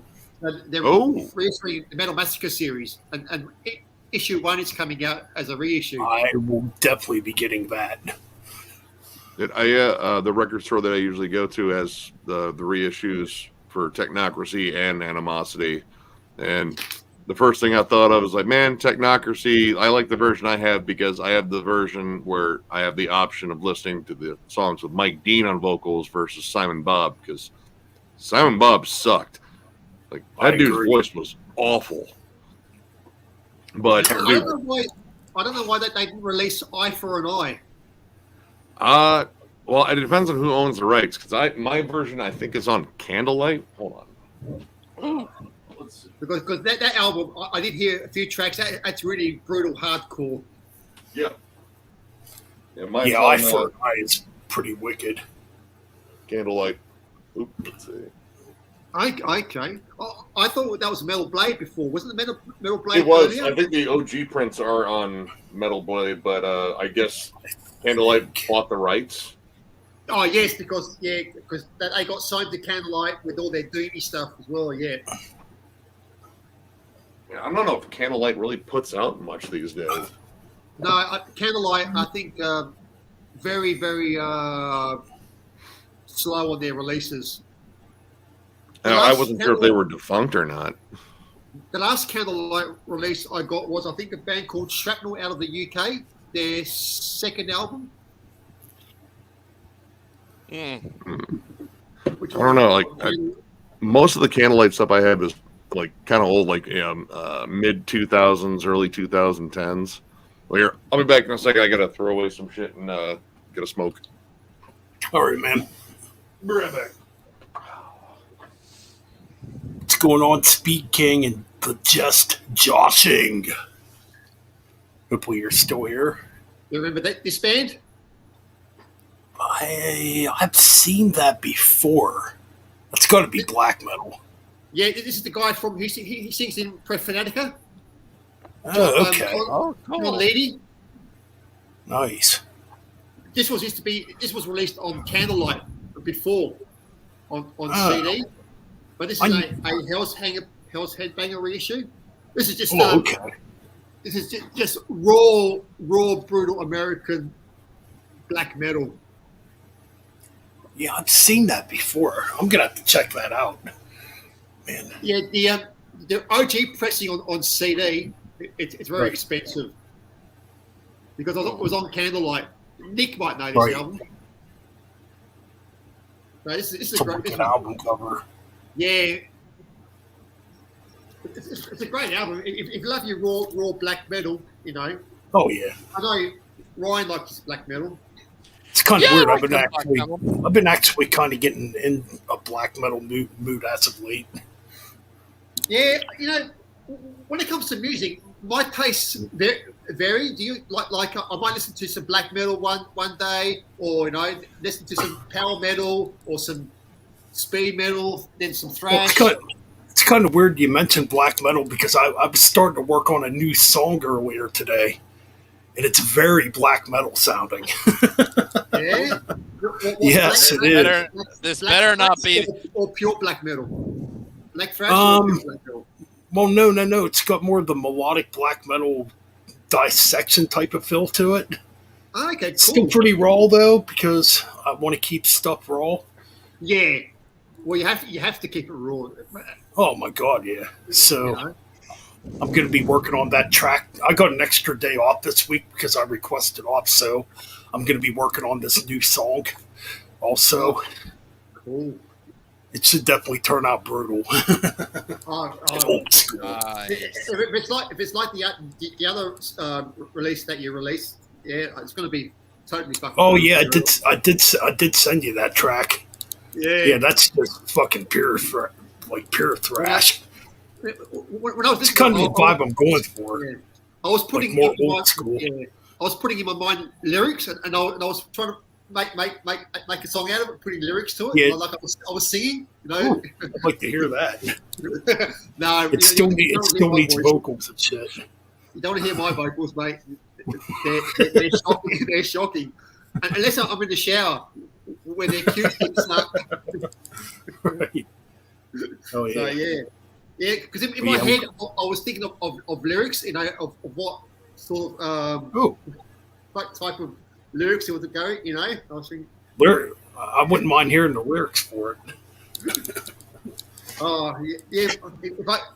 If I ever, that's what I want to do. Because sometimes in my head, I think of songs in my head, and I should write them down. I should, write them down. Right. Because when I go to bed, and I'm sleeping, I hear a song in my head, and I add lyrics to it. And I should write them down, Yeah, I need to get better at that too, because when I was when I was younger in my 20s, I wrote everything down. I still have a notebook full of lyrics I wrote from way back then. I still have the notebook with all that stuff in it. And I need to really get back into writing just lyrics again. Yeah, I know. Which I'll admit, I've gotten kind of lazy on that department. I've just been focusing on writing the music, but not putting the lyrics down. So yeah, I suppose when you get a vocalist coming in, he can do all the lyrics. You know? Yeah. So yeah, it'd be easy for him than for you to do it. You concentrate on the music, and the vocalist will do the lyrics. Then you can always collaborate and say, change this, put this in. Right. Exactly. So, thoughts on the new Hammerfall? Haven't heard it yet, no. Speed King. I've not heard it yet. I did. Saw they have a new track on YouTube called Brotherhood. I didn't even listen to it yet. I saw that video too. It wasn't half bad. I'll have to check it out. Typical Hammerfall. But yeah, this new track I'm working on, I'm hoping to get it demoed this week. It's definitely more black. It's definitely more black metal sounding. Ben, it's like, I was thinking to myself, I don't know, have you ever thought about putting out a 7-inch out? Just two tracks, and then I've been thinking about it. I mean, like, I think it seems like the route people are going in nowadays is just releasing EPs, which that's cool. Yeah, because compared to me. At the start, because if you don't have much music or lyrics, and you got 4 or 5 tracks, then the bands just release the 4 or 5 tracks out to get their music out there quicker. Right. Before I got tons of stuff written. A lot of my stuff's actually on SoundCloud that I haven't it's on SoundCloud, the demos. I mean, but I'm like, I don't know if I want to put this stuff on an actual album. Okay. Yeah, I guess when you're a musician, it's pretty hard, to get stuff out there. Right. Oh, nowadays it's really hard. It's like right now. It's like right now I only got 8 followers on my Bandcamp. It's like, man, I'm not doing too good. Ryan, what about you? About your music? Like I said, I think there hasn't really been much I can say. I'm just currently trying to get the other guys, to help me with the writing, the lyrics. Obviously, this is not an EP or anything. This is an album. Yeah. In fact, it's a triple album. It's a 3-disc album. So it's a lot to write. So, like I said, I hope if I can't get it out sometime late this year or early next year or something, if I might have to push it back to maybe 2023, maybe early to mid 2023, somewhere around there. Okay. So, but like I said, it's writing the concept, and the lyrics to the concept comes first before going into the music and stuff. Yeah. CD or vinyl? CD for now. If we find a label that can help us with supporting us, then maybe at some point vinyl and maybe cassette. But for now, we're looking at a CD route. CD. Cheaper. It's cheaper as well, I suppose. Yeah, it's only if we get maybe say it sells. If it sells really well on CD, then vinyl and cassette. Like I said, trying to get a label who can help us support with this kind of thing is, it's going to be tough finding one who can support us with a triple album or something like that. Yeah, I think a label like Inside Out would be a label that might. We're more metal. We're more metal. We are more of incorporating extreme metal. So we're looking more at labels that are more of maybe something that's like, I don't know, maybe I wouldn't say I don't want to go with like an A-tier type of labels, like, your Nuclear Blast, your Metal Blade, or Inside Out / Century Media, or any of those. Maybe more B-tier somewhere in there or something like that. But then again, some of those major labels I mentioned, Century Media, have bands that have done triple albums before. Obviously, Swallow the Sun with Songs from the North 1, 2, 3. I think they were on Century Media, which was like, holy shit. And then you have, I think, Skamash, who are more in like a Prosthetic Records, which are more of like a B-tier label. They're big, but they're not really that big compared to the other major labels. They are a major label, but they're not big, Yeah, I know what you mean, yeah. Like they'd be a perfect label that I could be on. Especially they have bands like that I have favorites on. Like I said, Skamash, I did the first retrospective for, and Skeleton Witch, obviously. Yeah. Hey guys, I'm actually gonna bounce out. Just kind of fucking tired, man. I'm gonna see if I can answer some comments and hit the seg because I had a long fucking night last night. But thanks again for having me. Yeah, no problem, man. Understandable. Always good having you. All right, you guys take her easy tonight. Have some fucking fun. All right, later, dude. Take care, Nick. Later. Yep. But yeah, it's just like I said, write the lyrics first, and then start thinking of the music. That's really what it comes down to, is writing the lyrics and the concept and stuff. Yeah, So because what I see, you're different to Ben, because Ben's writing the music. yeah, well, like obviously we are in the extreme metal department, but we're more in like say the basis is progressive / melodic death metal, with tinges of sometimes a song will have other styles. Like say some songs might be power metal, some songs might be more black metal, doom metal, more specifically funeral doom or something like that. Oh, but cool. if there is a need for something to sound like more traditional doom, we will do that. You know, we're all over the place when it comes to music, but the basis of the genre is progressive / melodic death metal. Oh, cool! I can't wait. Oh, I'm sorry. No, you go ahead, Ben. No, I was just reading Speed King's comment here about the new Hammerfall. Okay, They have been writing recycled rips lately. Well, you know, with a band like that, that's going to happen. Yeah, you know, it's like you see bands like AC/DC. They put out the same freaking album all the time. Sometimes they make a banger of an album, you know. In this case, Iron Maiden is another one of those. Like Hammerfall. Yeah, it's like Hammer. I mean, that's a good point, though, when we think about Hammerfall. They're pretty much like the AC/DC of power metal. They are, yep. I never actually really thought about that till now. I'm like, yeah, because they never really changed their style. Right. And yeah, I guess at this point it would sound recycled and kind of like, yeah, we've heard that before, you know. It goes for bands like Saxon as well. Saxon are rehashing their style at the very least, because score wise, I think I gave it a 9.5. Which, if I compared it to say Iron Maiden said Jutsu, it's score wise it does better. Both have at least one iffy track I don't really care about. Then the rest are bangers, but I think Saxon did it better. Yes, I agree. Saxon did just want, if Maiden's going to do another album, I just want to see him make a heavy album with a bunch of harmony guitar leads like back in the old days. Yeah, but then you also have to realize that Iron Maiden are pretty much for the most part introverted. Like they're gonna do what they want to do, pretty much. I understand that, and Steve Harris is pretty stubborn on that. He likes to do but he is very he does what he wants to do when it comes to Maiden and stuff like that. But at this point, this is when you need somebody in there to tell you, like, no.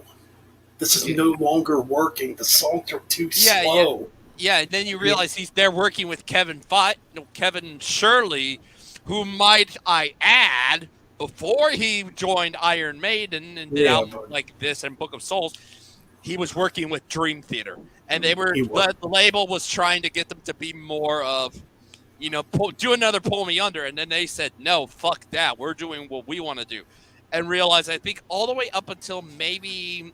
Did he work with them on Train of Thought? I think he might have. I think he was with them on Train of Thought. I can't remember. Kevin Shirley?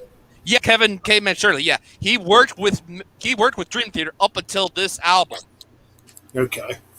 So and then he stopped. He wasn't working with them anymore after that. You know who would have been a good producer if he was still alive? Martin Birch. If Martin Birch was alive and he produced those Maiden albums. Wait, what happened? What happened to him? He passed away. What year? Oh shit! Yeah. Well, he was still alive when they were still doing all those albums when they got with Kevin Shirley. Yeah, I don't. Martin Birch did retire too. Yeah, he did. He had produced. I think the last album he actually produced was Fear of the Dark. Like, Yeah, like that was the just last thing he did literally with the last album. He didn't produce nothing after that. Yeah.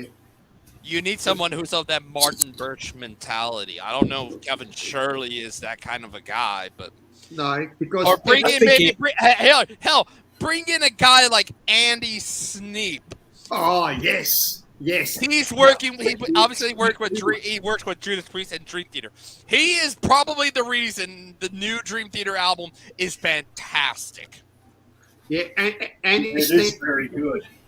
Andy Sneap. If Yes, if they just get Andy, boom! Oh my God, Iron Maiden would make one hell of an album.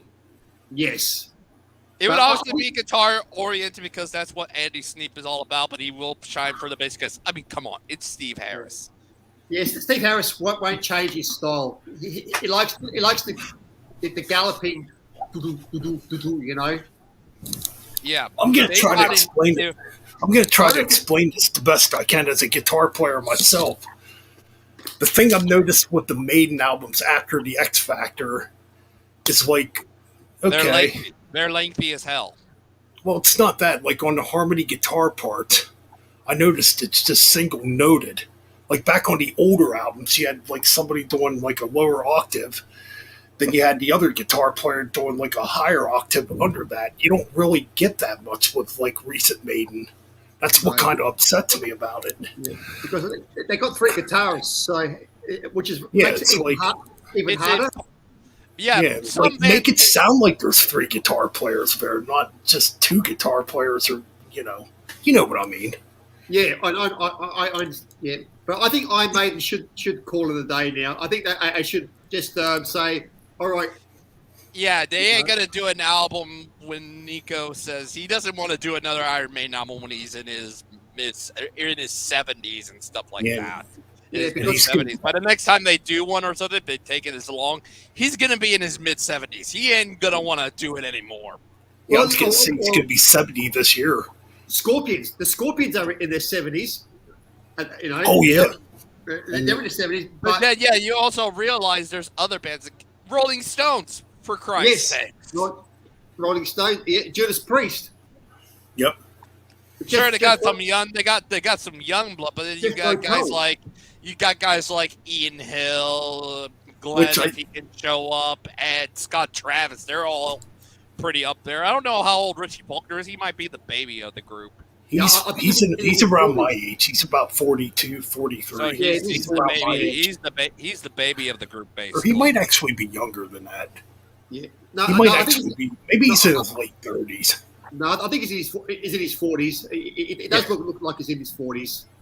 But Yeah, he's probably around my age.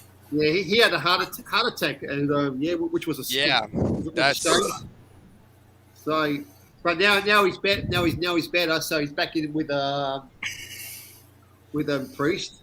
Yeah, and there should be a new Priest coming out this year, I think, as well. Yeah. I just saw an article about that new Priest. Apparently, it's supposed to be more back to the early days, the 80s. Kind of like the Hellbent for Leather period. Yeah. I would love to see them try and do something that's like Sad Wings. You know, that would be pretty awesome. Well, they said it's going to be more. They said it's going to be more progressive. From the article. But you know, Priest. I will be pumped for speed metal. It's going to be speed metal. I hope so. I hope they're still speed metal. But I mean, come on, that would be like if we could just take out the concept of Nostradamus and just have it be lengthy as hell. Oh my fucking god, I'd fucking love that because a lot of people like I know some people who like they want Judas Priest to take more of a chance, for sometimes they've only done that like a few times. Obviously, Sad Wings, Painkiller, and Nostradamus. I really want them to maybe be. I'm one of those guys that's like I want them to take a chance or take a risk or something. Yeah. Not play it safe. Also, I saw an article too about the new King Diamond coming out soon as well. Ooh, I hope it's finally coming out this year. Yeah, I want that new Merciful Fate too. Yeah, I heard about that too. It's going to be a triple album. I think King Diamond's doing a triple. What? A triple album? Yeah, part 1, part 2, part 3. Oh, separately, just kind of like saying. what Green Day did with Uno Dos and Trey. Yeah, that's what I heard. It's going to be like a one big long horror story, So I'll do the same, but I'll at least release it all under. It's one album with 3 discs, not 3 separate discs, 3 separate albums. Yeah, but I heard. King Diamond, I put all my discs all in once, put them out. Boom, there you go, people. Go and listen to it. But if it comes out on if it does come out on a triple vinyl, it's going to be fucking expensive. It's going to be over $100. Right. I don't know how much a triple album Especially would with be vinyl on a these disc. days. I don't know how much a triple album would be on a disc though. The only downfall with Merciful Fate now, no Michael Denner. You need Michael Denner back. Yeah, Michael Denner, Mickey D. You need Mickey D back in there as well. Yeah. What is it? Did they have one of their old G's with Bruce name? Was it someone named Bruce or something in there? I can't remember. I don't think. No, Bruce. Let's see. Yeah, Snowy Shaw on drums at one point for a little bit. Kim Russ, the original drummer. Yeah, he was a great drummer. It'd be cool if he came out of retirement. Timmy Hansen unfortunately passed away, the original bass player. Yes. Yeah, I'm looking forward to hearing that this new King Diamond and Merciful Fate, because I heard that King's voice is better than it's ever been. I believe it. It's King Diamond after all. If you're saying a triple album, I wonder what they're going to do with this kind of approach. Because I remember there's several different bands I know that have done triple albums. Yeah. I said Swallow the Sun 1, 2, and 3, where all 3 discs are different. Kind of one is more of like what they were at the time, and then there's the second disc, which was more of just using cleans, and then the third disc was a Funeral Doom album. Yeah, I think the album was called The Lunacy something by King Diamond. It's about a mental hospital, mental hospital, I think, as well, about ghosts in a mental hospital. The Institutionalist, I think it's going to be called. The Institution. Yes. Or The Institution, something like that. Or The Institute. I think it's The Institute or something like that. Yeah. I think that's the album that's going to be in 3 parts. Wow. It's going to be good. But don't quote me on that, because I could be wrong. I could be wrong. I mean, I was going to say when did the last King Diamond album come out? 2007? Yes. Give Me Your Soul, Please. So there's got to be a ton of music written between now and then. Yes, but I'm really looking forward to seeing what he brings, because people have been waiting since the last single that was released 3 years ago. People have waiting, and so. Right. So I hope it's good. Oh, yeah, the other one, Hank Sherman. Hank Sherman's the other one. The other original guitar. Hank Sherman. Yeah. That would be a good episode.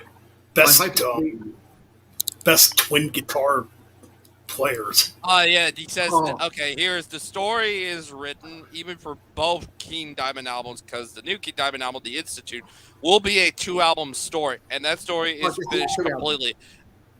Oh, can't wait till it comes out. So it'll be a 4-album set then. If it's going to be a double 2-part story, it's going to be. I was just thinking about something else too. Like the new Scorpions album just came out. February of 1972 is when the debut album Lonesome Crow came out. 50 years ago. Holy shit. I'm looking at this here. He says, as described by blabbermouth.net, writing-wise, we are far with both King Diamond and Merciful Fate albums. Andy LaRaw, King Diamond guitarist, is doing a second run-through with his songs the way he has been correcting a lot of things. Hank has done the same thing, and I'm waiting for those songs to come back. The story is written even for both King Diamond albums, because the new King Diamond album, The Institute, will be a 2-album story, and that story is finished completely. I have a lot of vocal ideas for what they have sent me. I am writing my own songs musically, too. He continued, 60% of the King Diamond material, at least, will be mine, my songs. And all lyrics naturally. Merciful Fate also, I will be writing more in the direction of Don't Break the Oath. Hank will be writing more music than me, but I will certainly write my share too. Back then on Don't Break the Oath, I wrote Gypsy and the Oath and Come to the Sabbath, and then this little piece together with Michael Denner to One Far Away, so it'll be more like that. Maybe Hank will have 6 songs and me 4, but we'll see how it turns out in the end. We'll probably have too many songs. Oh, that sounds cool. Yeah, and then here's what it's, and I'm reading this on Blabbermouth as well, obviously. As for when fans can expect to see the new King Diamond and Merciful Fate albums released, King said the new King Diamond is next year for sure, so meaning this year for sure. Merciful Fate will be ready to be released next year, 100% sure, but it will have to wait until King Diamond is done, if you know what I mean. In the meantime, we'll be getting the writing done. I can't wait. So there's potential that both might be. Obviously, King Diamond for sure. New King Diamond for sure will happen. Whatever the 2-album story is. We'll get part 1 this year, and we'll probably get part 2 next year, or we might get both parts this year. So, True. So, like 6 months in, we'll get part 2. Yeah, something like that. I would I'm ready for it. I would suspect that it could be. I could see them doing the approach of. I think I remember Kohi did one in October. Would have been Afterman Part 1, and then Afterman Part 2 came out in either February or March or somewhere around there, early 2013 or something like that. So they could do the approach of one part late this year, the next part early next year. Yeah, or before Christmas this year, or before Christmas. Yeah. I can't wait to hear that. I think that'll be a great album. It's going to be a great album. If it's like Don't Break the Oath, that's going to be. Yeah, Merciful Fate. Oh, fuck yeah. I'll be. Whew. It's not going to disappoint. I can see it now. And I reckon that the live show will be awesome as well. I would love to see the live show of the Institute. That would be someone who we could do at some point, Ben. Get everybody involved and we can do Merciful Fate, because I've been wanting to do a Merciful Fate ranking for a while. I just probably will have to re-listen to everything from them again. Yeah, we'll have to definitely do a new one on this channel. That's a Halloween special. Yes. Halloween Damaged Incorporated Halloween special. Merciful Fate album ranking. I'll have to do King Diamond over here. King Diamond album ranking. Merciful Fate hasn't got that many albums like any other band, so that'd be a quick and easy one to do. Oh yeah. King Diamond will be reasonably easy because he has some good albums and he has some, dodgy ones in there as well. But Merciful Fate, yeah, definitely Merciful Fate. Be great. Lots of good albums. Yeah, so there's not a bad Merciful Fate album. No. There could be one that's not too bit iffy. Some songs are probably a bit iffy. Some songs will probably be better. But I think the first two, Don't Break the Oath and Melissa, will always be the classic. They're always going to be at the top for me, easily without a doubt. The EP Nuns Have No Fun. Yes, and the day. I only listen to the full lengths. Yeah, and now with the King's new voice, it's going to be 10 times better. 10 times better. It's going to be awesome. Yeah, and it will be an awesome tour as well. Like I said, it's going to be a horror movie on stage. Oh man.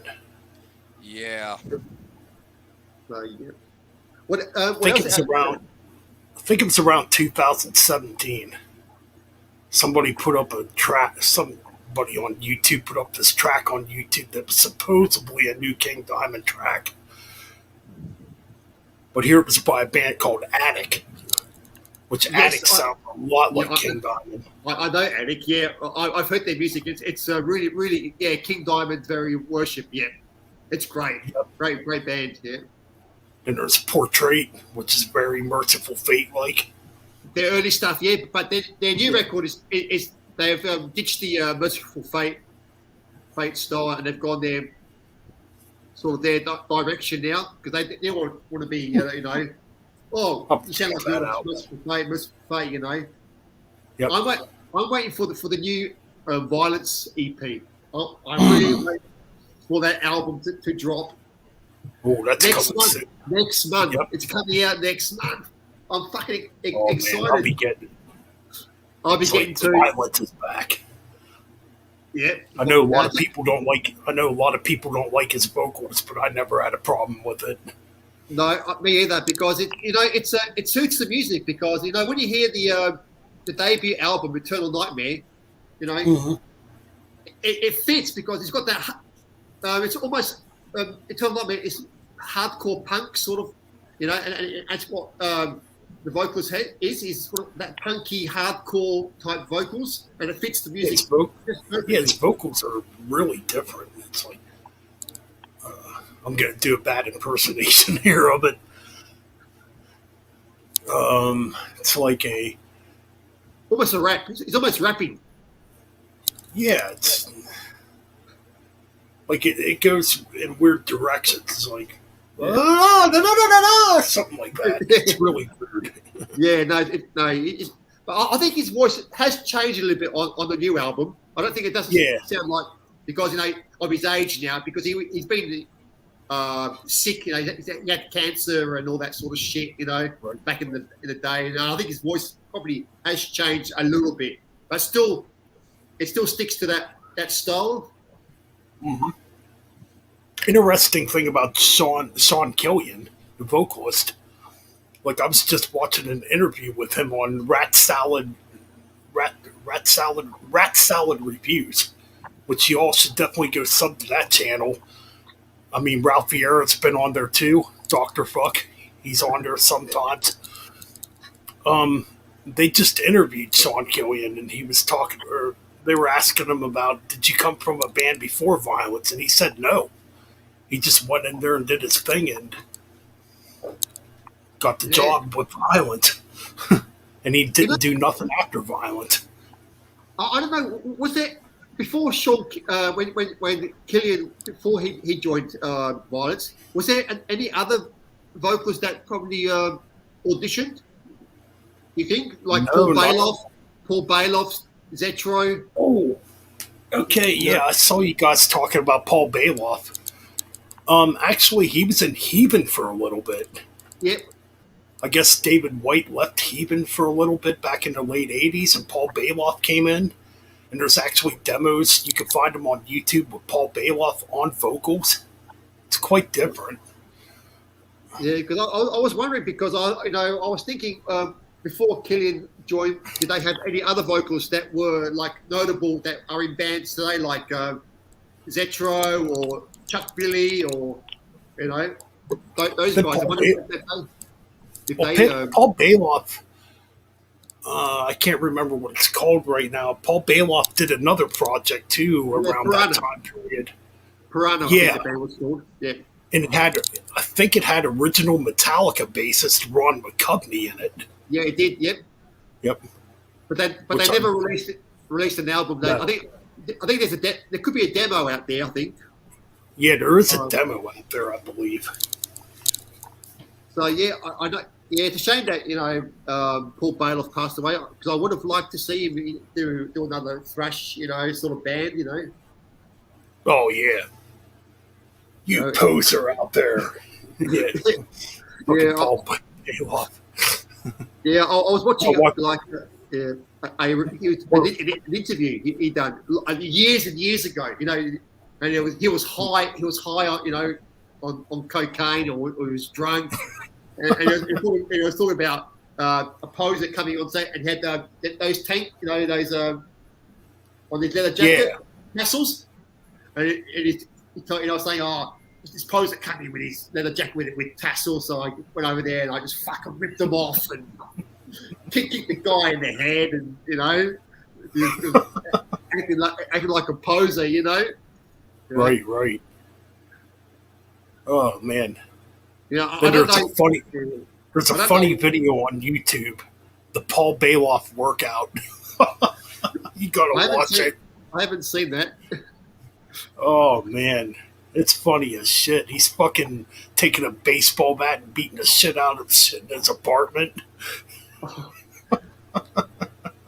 I did see one video.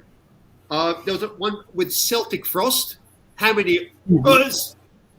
You know that Tom G. Warrior does on all the songs.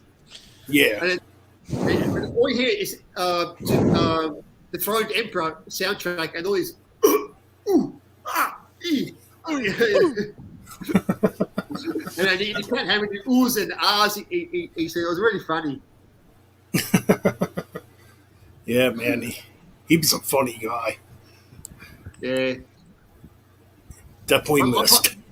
I'm hoping Hellhammer will come out with a new, Tom G. Warrior. Oh, that's impossible. That's good. That is impossible. Because cool. He's doing the tribute. He's doing the Triumph of Death thing at MDF. Yeah. To Hellhammer and stuff like that. Yeah. But as far as something that's Hellhammer related, unless Triumph of Death is going to make something that's going to be like Hellhammer or something like that. Yeah. Cool. As far as it's going to be under the Hellhammer name, no. No, not Hellhammer, but that sort of style, I think, because I've seen some live video with Tom G. Warrior doing all the early Hellhammer demos and the EP, and it's just like it's Hellhammer, right? Yeah, so it would be cool if he puts it under the Hellhammer name. But would be cool, yes. But that's like a pipe. That's a pipe dream right there. Yes. Or even a new cool pipe dream, but a pipe dream nonetheless. Or even a new Celtic Frost album would be cool. Yes, yeah. I would like that. Doesn't Triptychon play Celtic Frost? Yes, stuff? They do. Yes. Oh, there you go, Triptychon. They can do Celtic Frost stuff. It's basically Triptychon is just a continuation of Celtic Frost, just with a different Hellhammer. name. Yeah, and Hellhammer. Both those bands are Triptychon. Yeah. But I would love to see the name Celtic Frost, on an album cover. Oh crap! I just realized that came out the same year as the Tool's 10,000 Days, so we've been waiting. Well, we've probably been waiting longer for something like that, but we'll settle for Triptychon. Yes. I didn't like their last album, the one with the orchestra. I think that was a bit. Oh, Triptychon? Yes. I did I think it's just a live album. It's just a live album. I don't think it counts. They're just playing the stuff they've already done, just adding orchestra to it. Yeah, I didn't get. I don't count it. It's just a live album. I don't count it. No. Speaking of Triptychon, I saw them live back in 2011. Wow. It's kind of weird, though. When I saw them live, I didn't realize it was Tom G. Warrior. Like under, the Triptychon name. I didn't know much about Triptychon at the time.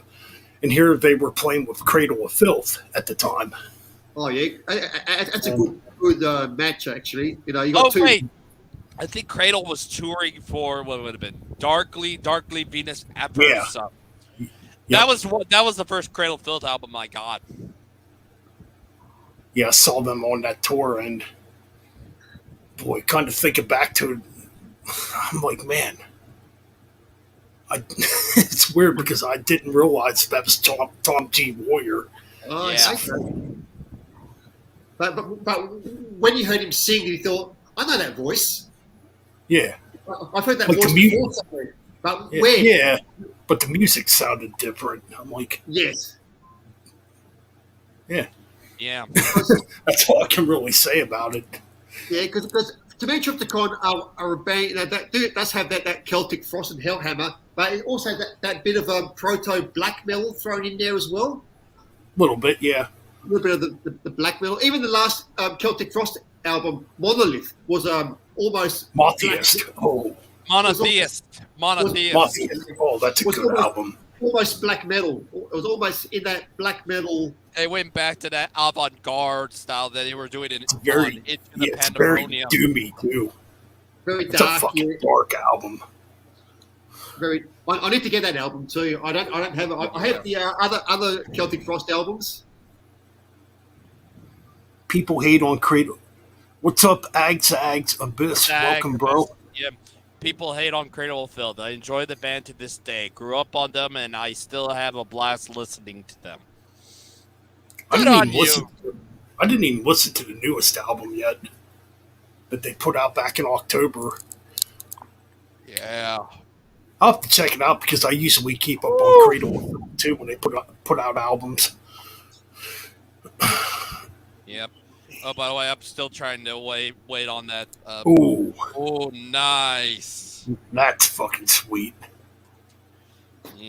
Yeah, I'm still waiting on your Motorhead video for it to, This was the album that got me into Cradle of Filth, the debut album. Oh yeah, classic. Probably around the time when I first heard them too. This is their demos when they were a bit more death metal. Ooh. Yeah, I've been wanting to get that demo. And this Total fucking darkness. This was the last album I got. Hammer of the Witches. That's a good album. That's a really good album. I need to get their new one. I think their new one is supposed to be pretty good. Yeah, I still have to listen to it. I haven't even listened to it yet. Like, I heard a couple tracks off of it. That's pretty much it. I mean, sounds like Cradle of Filth. Yeah. Cradle of Filth, one of those bands that have some really good albums and then some dodgy albums. But I think the best album for me would always be The Principle of Evil Made Flesh. That is great album. That album. This was the first album that I heard Cradle of Filth, and it's very Danny Field's vocals on this. How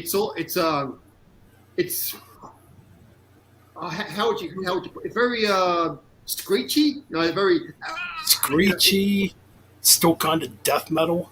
Still death metal, yeah, but with a black metal aesthetic to it, But I want to call Cradle of Filth a true black metal band. Not really. No, me either. But they have those elements in there of the black metal, but they're more like black metal. Like, yeah, it's very hard to categorize. I think very hard to categorize Cradle of Filth. I just always called it extreme metal. Yeah. Everything up to Midian was amazing. Hammer is good, and I really dig the new one. Feels more like Midian era.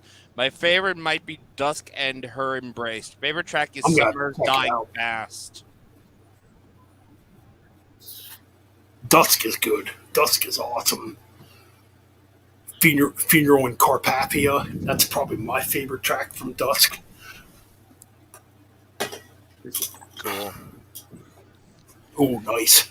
Yeah, I guess I could just be considered more of just a casual fan of Cradle of Filth. Not really much into them. It's like every once in a while I'll listen to them. Like, why not? Yeah, I'm the same. Yeah. Good, man. I'm sorry. So if I go to Cradle of Filth, I probably will go back to more of the debut album, The Evil of Made Flesh. I think that's where my starting point. But I do like this album as well because this is a great album too. And this is a reissue on Cacophonous Records as well. So nice. Their old label, when they were on back in the day. So yeah, there was a period where I didn't listen to them back in the 2000s, back when Nymphenemy came out, and what was the other one after that? Pornography. Pornography was bad. I'm like, this album sucks. Yeah. So that's around the period where I gave up. I'm like, okay, now they're going a little too poppy. Well, not really poppy, but a little too commercial, I guess. Yeah. Then they kind of redeemed them. They did redeem themselves. Yeah. Yeah, Cradle of Filth. They're a band that gets a lot of shit put onto them because people categorize them as black metal, but they're not true black metal. They're vampiric goth extreme metal. Right. Exactly. Yep, I would agree. But yeah, Thornography was fucking terrible, man. Then they had, I think that's the album too, where they had somebody from. I'm trying to think here. Oh yeah, they had the vocalist from Him on it, and I don't like him. Yeah. Another band that I do like from the UK that was very similar to Cradle of Filth was Hecate Enthroned. Have you ever heard that band? Yes, great band. That was another sort of Cradle of Filth sort of baby brother sort of band. Because they did have members of Cradle of Filth in there. Well, there's kind of a legend behind that. Apparently, Cradle of Filth ripped off their sound. I don't know how true this is. Because they definitely had that. They definitely had that sound for sure. Yeah.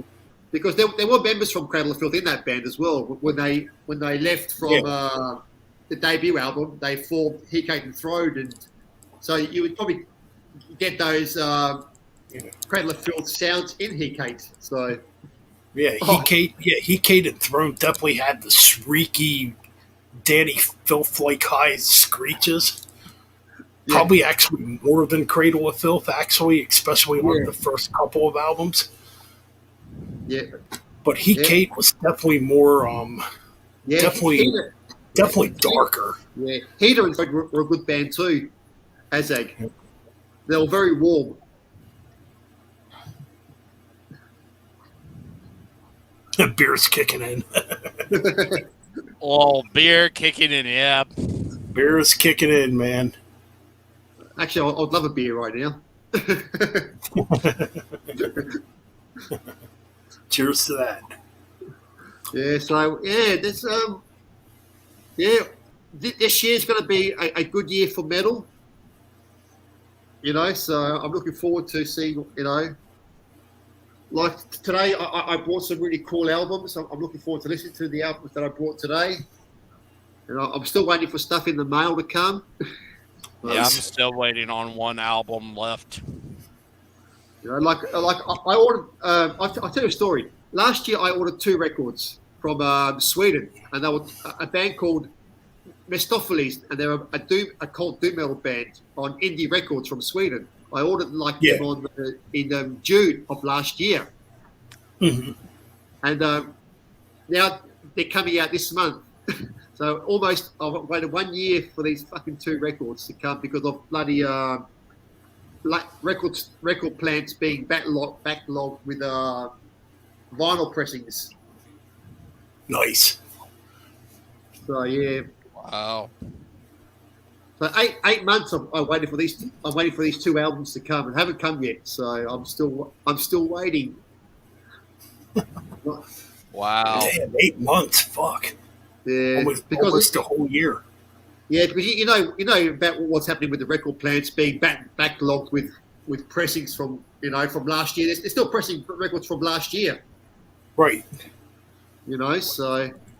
I mean, there's only so many places that actually press vinyls. Yeah, which is a shame because in the early days there was a lot of places that dealt with vinyl pressings. The problem.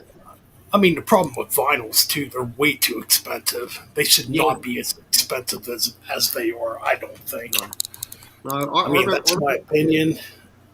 I remember the day when you could go to a record store, and I remember buying Twisted Sister's debut album, Under the Blade, for $7.99 back in the day. Right.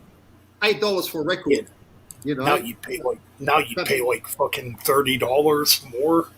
$30 or more for it now. Yeah, this record here, was like it's $40. Yeah. But it is a double vinyl. I can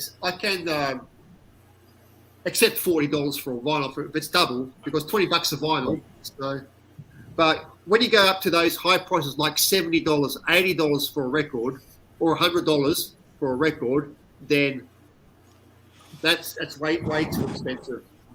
Yeah. I agree. Which the cool news is, what I heard, I mean, I've heard this from a couple other YouTubers or whatever, and I've kind of read up on it too. CD prices are actually increasing. Yes, they are. Not CD prices. CD Vinyl. purchases are actually increasing. Yes, because a CD would probably cost you half a vinyl. Yeah, like you're still paying, roughly around 13, 14, depending on what you get.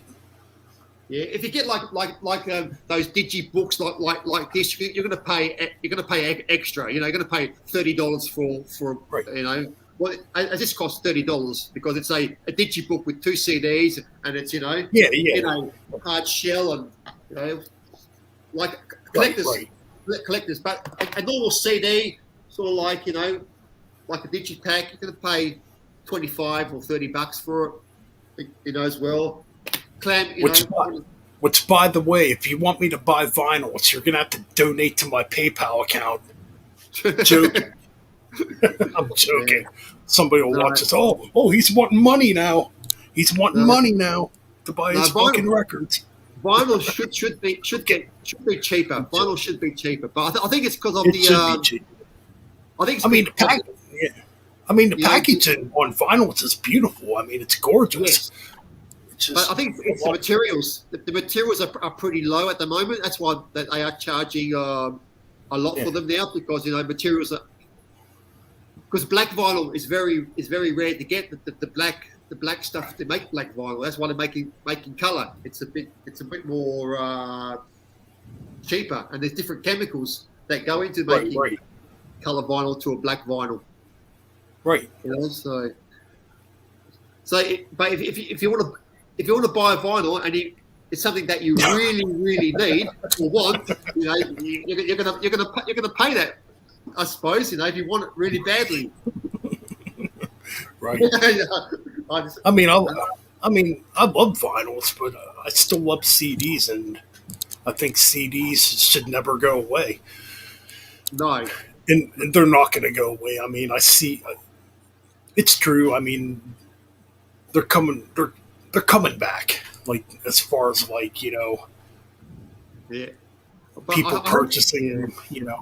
Yeah, it's never going to be like it was back in the 80s or 90s. And I do hope vinyl does stay because if it gets too expensive, I think the record labels are going to stop printing vinyl again because it's too expensive and people are not going to buy it. But I don't think that will ever happen. I don't think that will ever happen. People will still buy the vinyl. Oh, yeah. Definitely. Because like myself, like you, like Ryan, we love our music, we love our vinyl, we love our CDs, we love our tapes. And we are going to keep buying this stuff, because we're. Oh yeah. We're hoarders. We're hoarders of metal. We need to get everything. We're hoarders of metal. Dude, not just metal. That would actually be a cool song, "Hoarders of Metal." writing a metal song about our collections. Yeah, and not just metal. Rock music as well. Oh yeah, whatever. Yeah. Rap, country, rock, metal, punk. Doesn't matter what you collect. We are all hoarders because that's what we love. None Slaughter dropped a repress on 8-track. Yeah, I saw that, Asgard. Yeah, that's a cool thing. They're doing 8 tracks at the moment now for the collection. 8 tracks, huh? Yeah, that's a format you don't see at all anymore. No, but that's pretty damn cool if they did that. So, how much was the 8 track cost, Asgard? Was it expensive or was it cheap? I'd like to know, find out. So, because.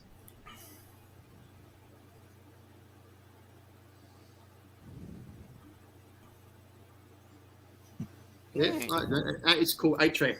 I'd love to see more. Really cool.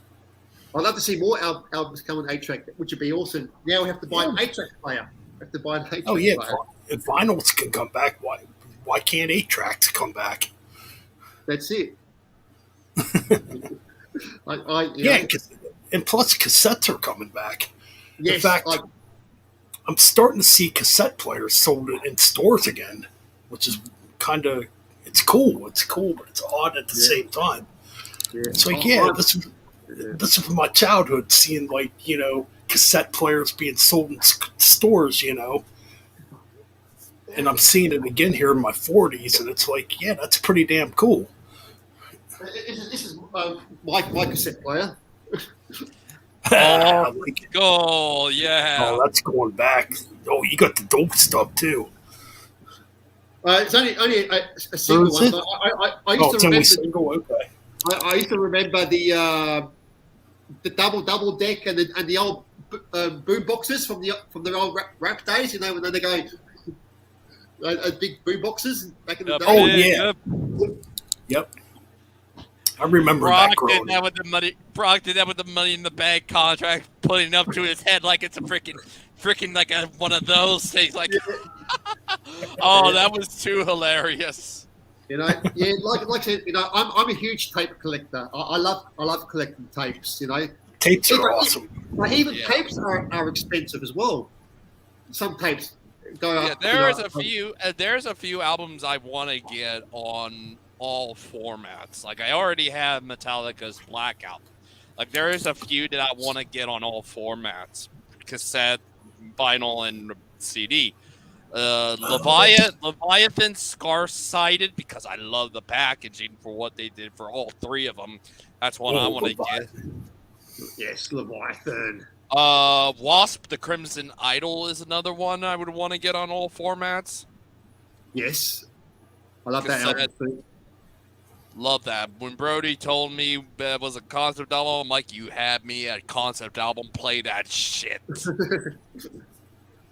And oh my god, I have not regret ever listening to it. It's a fucking amazing album and a great concept too.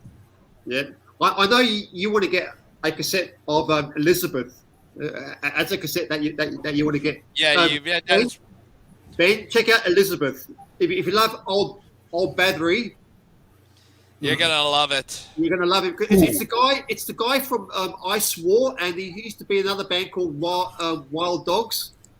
Oh, Ice War. Ice War's cool. I like Ice War. Traditional heavy metal. It's the vocalist. It's the guy from Ice War. He's doing a Battery tribute sort of type of band called Elizabeth.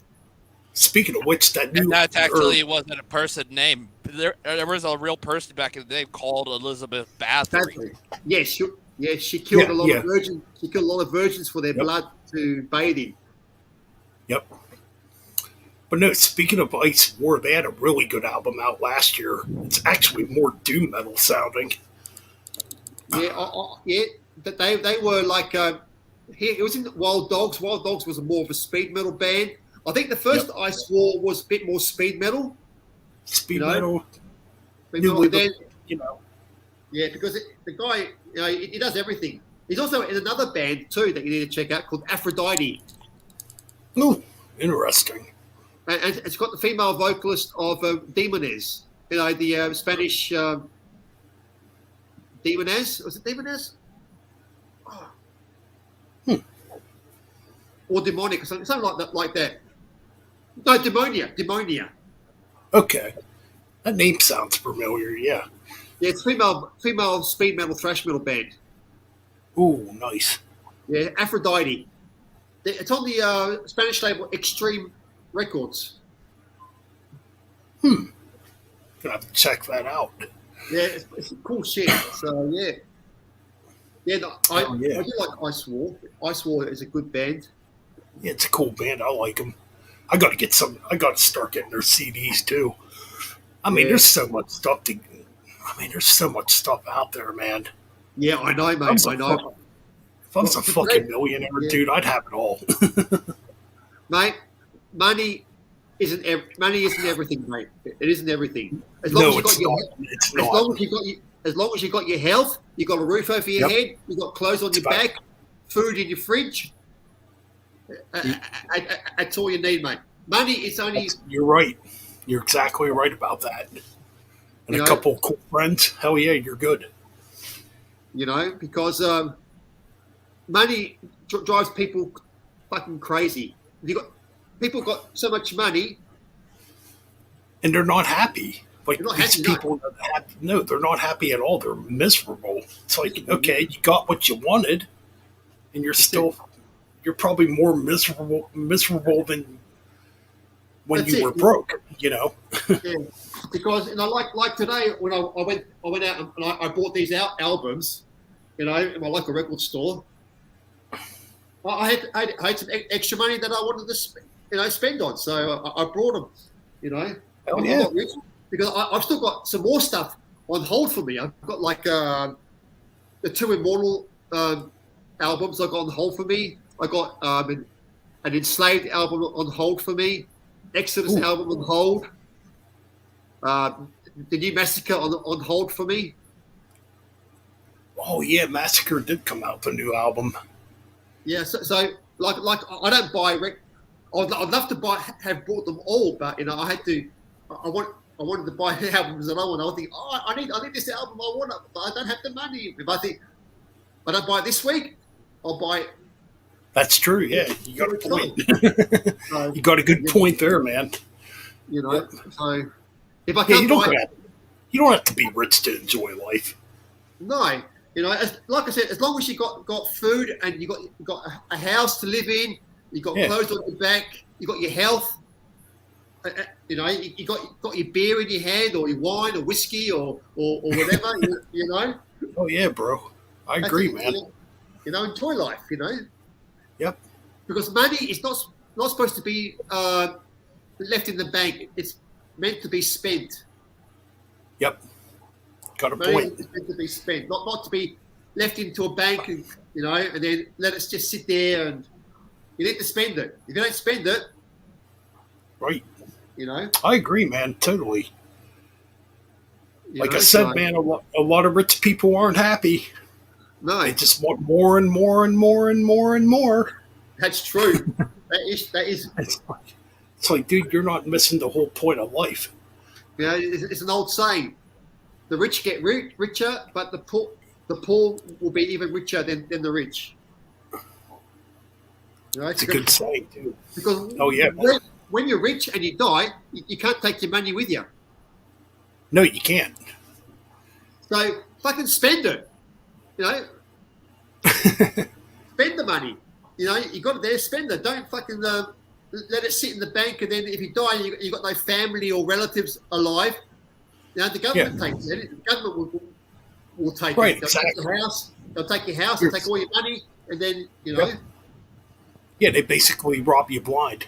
Yes. It doesn't matter if you're dead or alive. The government's gonna fucking rob you blind no matter what. So fucking enjoy life. Yeah, that's called taxes. Right. Totally. Hell yeah.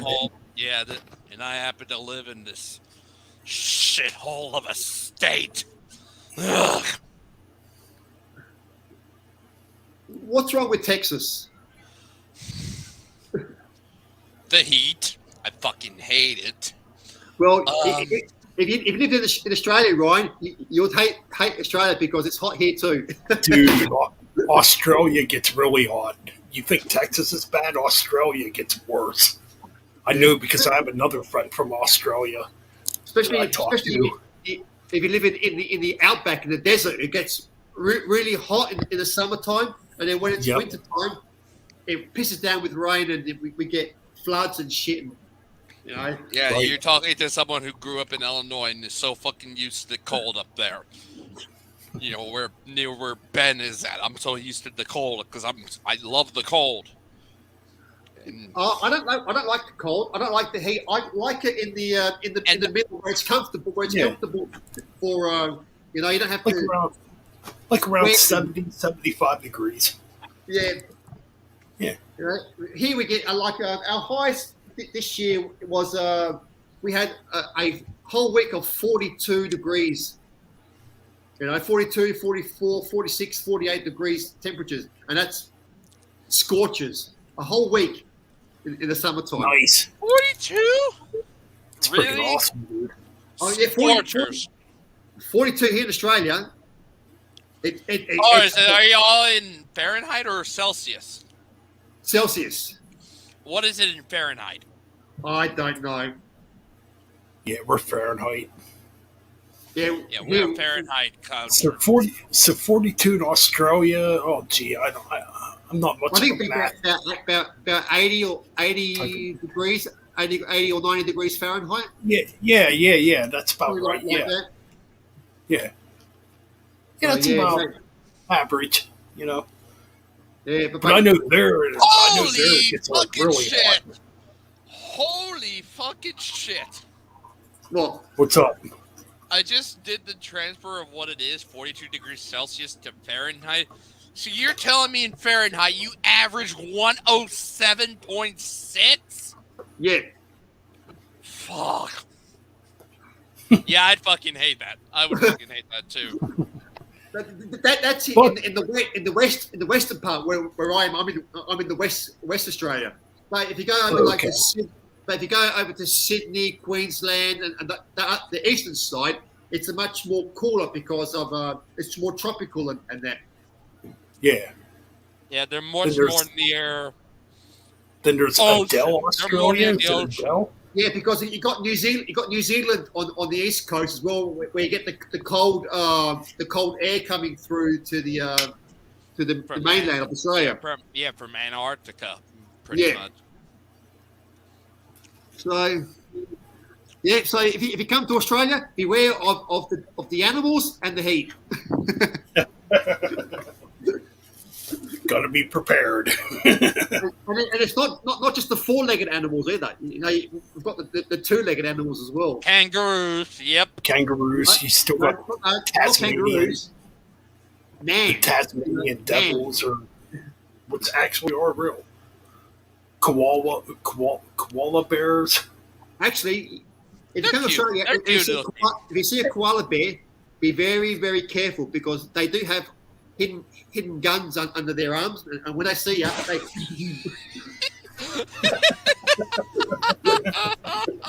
But they may look cute. They may look cute, but they're deadly. Especially with they're like those pissed off. They're like, fuck you. Guns. Fuck you, human. They drop out of the trees. They're called drop bears. They drop out of trees and they grab you by the neck and. Damn. Nah, I'm joking.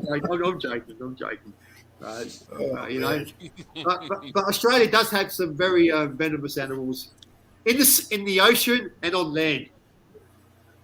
So, I am not surprised if y'all have deadly snakes because I'm terrified of snakes. I'm not. Yeah. I'm not afraid of snakes, but I wouldn't be a person that would go and grab a snake and hold it because you just don't know. You know, yeah, exactly. It's like a lot of people are scared of spiders too. I got to tell this quick story here, quick. We still talk all the time too. It's just we don't get together as much since we live, a few hours apart. But my original Holocaust member, we still always talk. He is scared of spiders. I remember one time, man, there was a fucking spider crawling around in his fucking bedroom, man.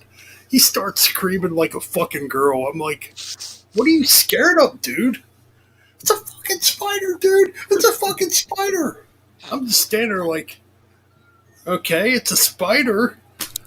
But then a lot of people have this claustrophobia of spiders and are scared of spiders, which is kind of weird because I never got that, No.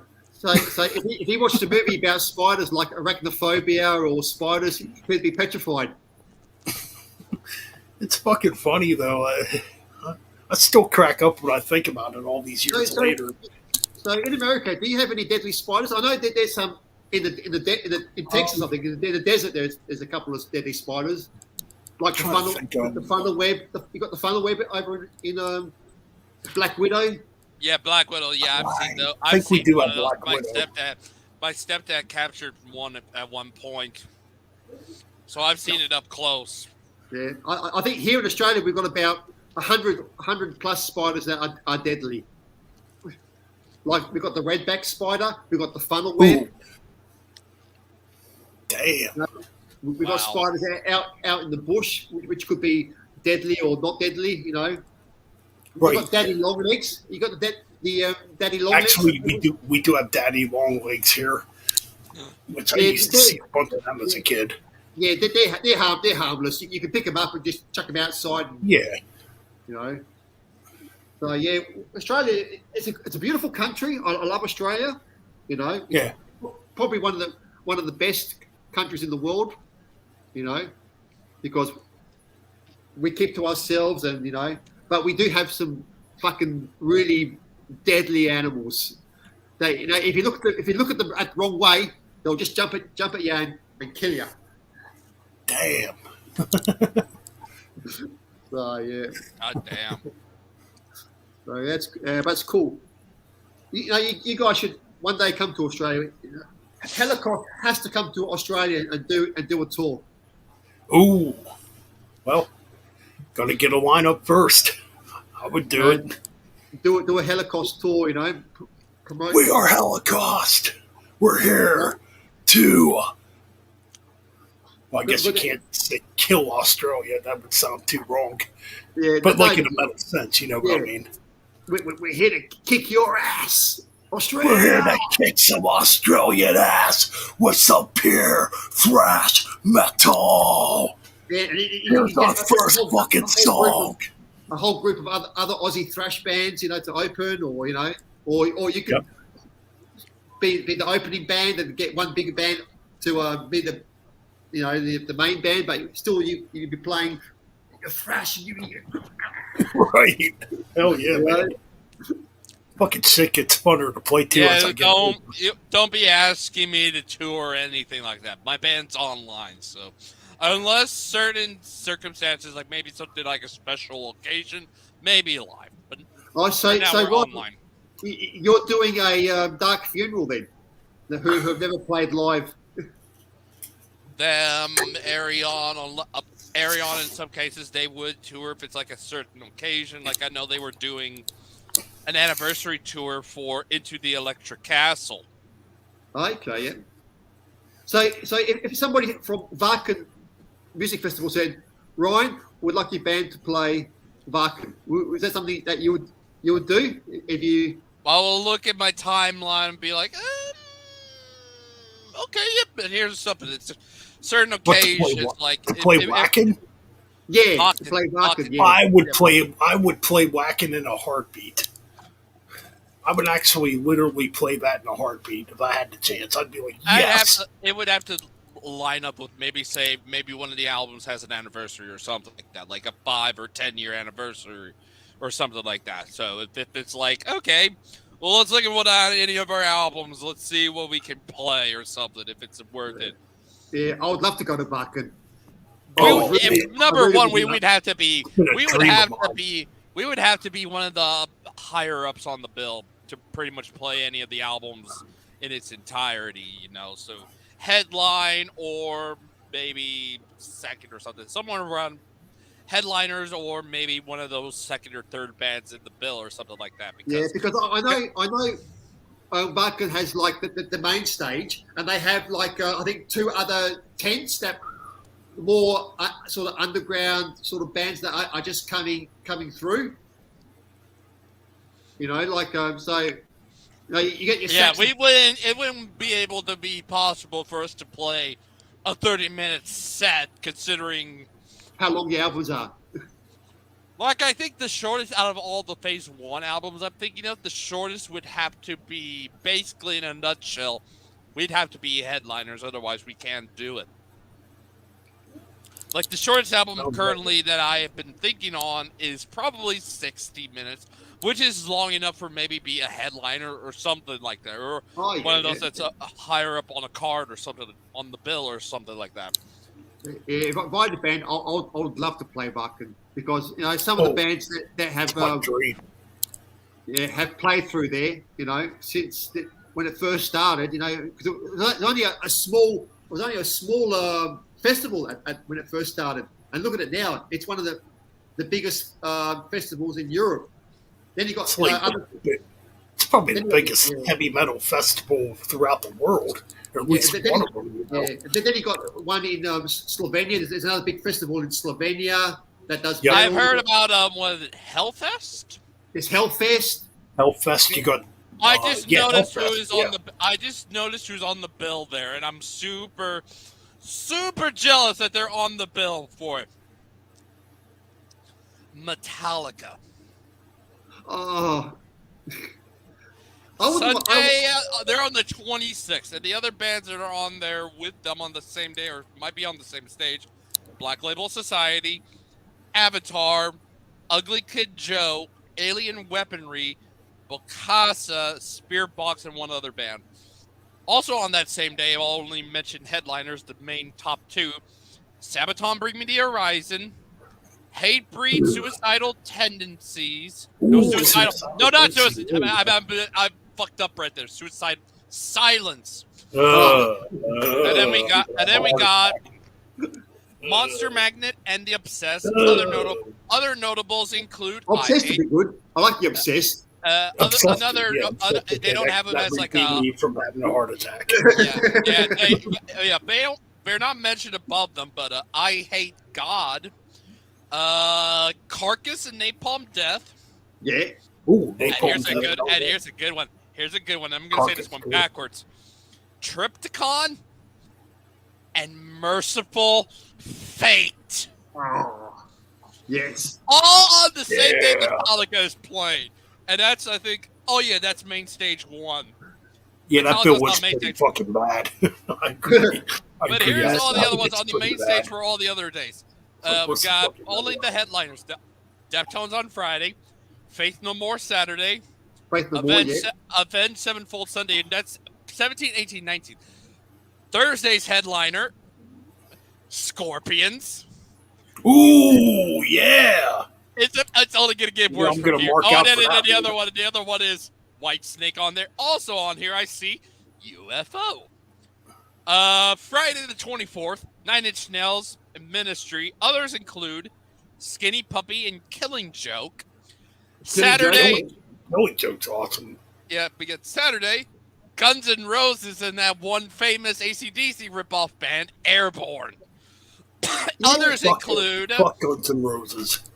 Yeah. Others include Miles Kennedy and Company, Gary Clark Jr. And then we going through the main stage too. Volbeat and Five Fingers. Fuck Punch. What the fuck? This is bullshit. You know who Five Fingers Suck Punch is above? Who? Five Fingers Stink Punch. Mastodon and freaking Opeth. Oh. Are you fucking kidding me? That's a fucking They're horrible second to last band. Five Finger Suck Punch above Opeth and Mastodon. Fuck Hellfest for doing that shit. Yeah, that's a puke fest. Other bands include Shinedown Leprous and Sown. SOEN. It's gonna at least get better. It gets better. It gets better from there. What's Snow gonna do? Okay, it gets better. It gets better. The next date, Deep Purple, Airborne, also Steel Panther. Deep Purple. Yep, Deep Purple. Oh yeah. Also on the same day, Steel Panther, Ailstorm, The Darkness. Oh, and this one Star Wars cover band called Galactic Empire. I know Galactic Empire. I've heard of them before. Yeah, then we got... Oh, this one's going to be good Sunday. Main stage 2. Judas Priest. Yeah, Priest. And then we got also Running Wild. Also on there... Running Wild. We also got Down, Michael Schenker, Down's Doro, and Battle Beast. Oh yeah. And then we get to the next day. We're getting on. We got like the best of them all. Okay, yeah. Okay, Thursday, 23rd. Wardruna? I do not know who that is. They're sort of almost like folk metal. They're folk metal. Oh, okay. Then below them, Halloween. That'll be interesting if they're going to have those three vocalists. If they still have Kai Hansen, Michael Kiske, and Andy Duras, I wonder what they're going to do with that lineup. Oh, and then we also have Danko Jones. Okay, next day. Okay, Friday. This one's going to be a good one. I want to wait till Ben gets back so I can say this one, because this one's a pretty good one. Yeah. Oh, this is going to be a good one. Ben, get back here. I got to say this Friday lineup. Is he going to have a heart attack when he hears it? Maybe. It's not poison, is it? It's not poison. No, not poison. There you go. Is Ben. Okay, we're back. Okay, Friday, the 24th. Headliner, Alice Cooper. Below them, Megadeth. There we go. And then there's another good one, Creator. Oh, And then the last notable, Dragon Force. Yeah, I don't mind a bit of their stuff. Okay, and then we got Saturday. Oh, this one's a good one. This may as well just be a This may just well be a power metal stage based on who's in this bill. Headliner, Nightwish, Epica, Blind Guardian, Elvedi, I know about them, Symphony X, Yeah, Glory not Symphony Hammer, X. The other band sucks. Glory Hammer, Diamante, and then main stage 2, the last one on the last day is Sabaton, Bring Me the Horizon. Oh, and another band I see, Il Nino. Oh, Okay, no. now we go. Okay, now we're getting into there. But yes, okay. They're still around? Yeah, they're still around, surprisingly. That's a new metal band. Okay, from way I back. do want to clarify. horrible. When I said suicidal tendencies, they are on the bill. They Yes. are at least on the bill. Who else is with them on that same day? Only one I recognize is Cro-Mags. Oh, Yes. Okay, I don't know who this is. The 2020 album is is it- fucking awesome. Is it Social Distortion or Distortion Social? I can't tell who No, that is. Social Distortion. I do not know who it is. Hardcore band. Hardcore band. Okay, now that makes sense because some of these other bands I see on here might be punk band. Anti-Flag, Agnostic Front are the only ones I Yes, recognize on Agnostic. Yep. Then we got, Agnostic Front's killer. and then the next one is Walls of Jericho. While she sleeps, these nuts. These nuts. Yeah, Yeah. like you know how the meme. You know, it's like the meme. You know, these Damn it, nuts. They took my name from my Joke Thrash project. Yeah, and then They're there's a also, hardcore band as well. Yeah, and then there's Counterparts as well on here. Then we get into what would this be? The 23rd. Only band I recognize. Oh, two bands: Rise Against and Of Mice and Men. Then we get into this next day. Bad Religion, and they're the only band I recognize on this one.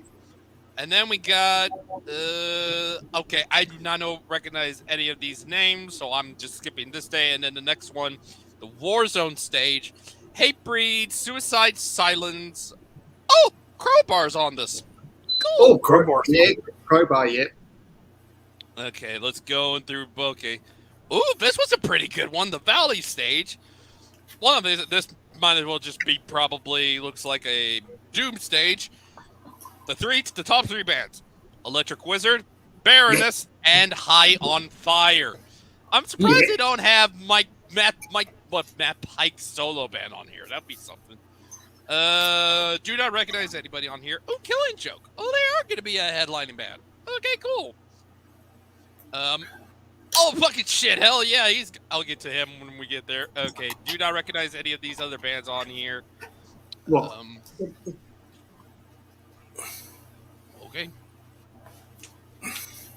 Apologies for that. Let me. Godflesh. yeah, Godflesh, yeah. Converge. Blood Moon's the next day. Converged. They're all right. Yeah, Converge. I don't recognize Converge. any of these other bands. Okay, what we get next? Altar. Ooh, this one's a good one. Obituary. Yeah. Hell yeah, Obituary. Death to All, and At the Gates are the only ones I recognize. Sepultura is going to be on the next day. The next Sepultura, the next day. Sepultura, Sacred Reich. I said Sacred Reich. Sacred Reich, yeah, Flotsam and Jetsam. Yes. Exciter, and that's pretty much all the other bands. Yeah. Oh, I do kind of. Danny DK. I'm like, Centrix might be another band I recognize. But Yes, you can. Here's a good one. Here's a good one. This is kind of a mixed bag of stage of bands that are on this one, and I recognize a lot of them. Devin Townsend by request. Coroner. Yes. Dying Fetus. Dying Fetus. Misery Index and Monuments. Great band. That's kind of a weird day when you think about it. That's a weird.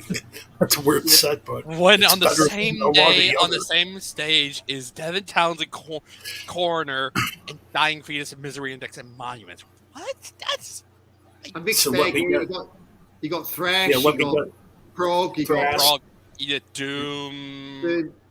It's kind of weird. Gent. That's a weird stage. Okay, then we get into the next day, or the Thursday. Therion. Septic Flesh. Yeah, good and band. Insomnium are the only ones I recognize. Ooh, this one's a good one. Decapitated. Deeds of Flesh. Legion of the Damned. That's pretty much it that I know. Ooh, Catatonia. My Dying Bride. Draconian. Flesh God Apocalypse. Betraying the Martyrs. Ooh, Humanity's Last Breath. I like that. Humanity's Last Breath. Phil Charda style gent, basically. But their guitarist, Buster Odoholm, is a left-handed player. I'm a left-handed player too. Yeah. And then obviously I said Carcass, Napalm Death. Oh, I see Blood Incantation. Oh, this is pretty interesting. Demilich. Oh, yeah. I just realized that. Classic and then we death get metal. And then we get Xavier, you're missing out now. Yep, and then we got Temple Stage. Mayhem. Abath. Mayhem. Abath. Rotting Christ. Primordial. Yes. That's pretty much it. And then we got cool.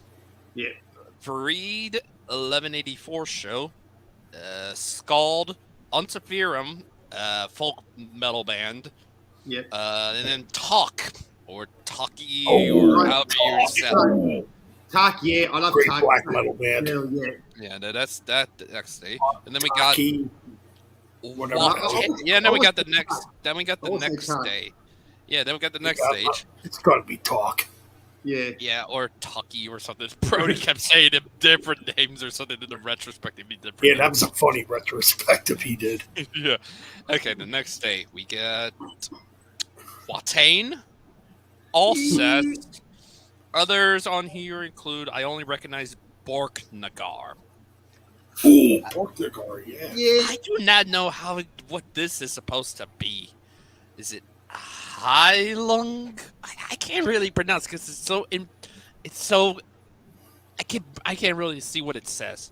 But then the other band they have is Zeal and Ardor. Next day we have Enslaved. Yes. Marduk. Yes. Moonspell. Yes. Eson's on this. Ooh. And then we got doing his black metal stuff, not his other proggy stuff. This is do the black metal stuff. Maybe. Okay, but then I got, I don't know who they are, in Extremo. Yeah, I did. Yeah. That's an old one. They were like Extremo was basically the first Rammstein type of band. Oh, cool. Okay, so industrial metal style. Yeah. Okay, and then we got Moon Sorrow, Mirker Folksang. That's the only one I recognize on any of these. And then the final day. Merciful Fate, Triptychon, Migla, and Archgoat are the only ones I recognize. Archgoat, yes. Archgoat. Merciful Fate. That is a stacked day. That's a stacked festival right there.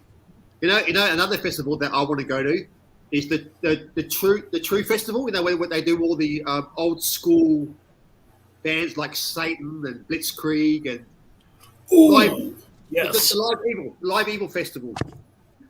Yes, that would be cool. They do all those old school UK, you know, sort of new wave of British traditional heavy metal bands. Yeah, There's another festival that I'd love to go to see. Yeah. Oh my god, that would be fucking awesome to go to. You get Satan, Blitzkrieg, whoever bands play that old school. You know, Hort might play, or you know, or Beastmaster, or you know, whatever's it they got planned. Yes.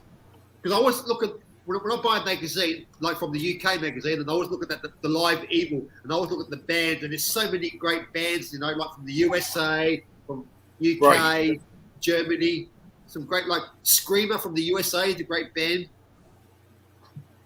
Yeah, it's I love these festivals.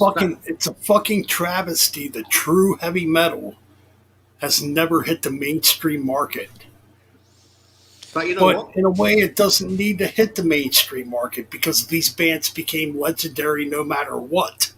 Yeah, it's all that hard work they put. All that hard work they done from touring, from releasing records, you know, and they never got airplay, never got TV coverage, you know, until Headbangers Ball came along, and then that sort of promoted more of the bands. But nowadays, I mean, the music's obviously out there. It's still out there, but you still have the drones of society walking around.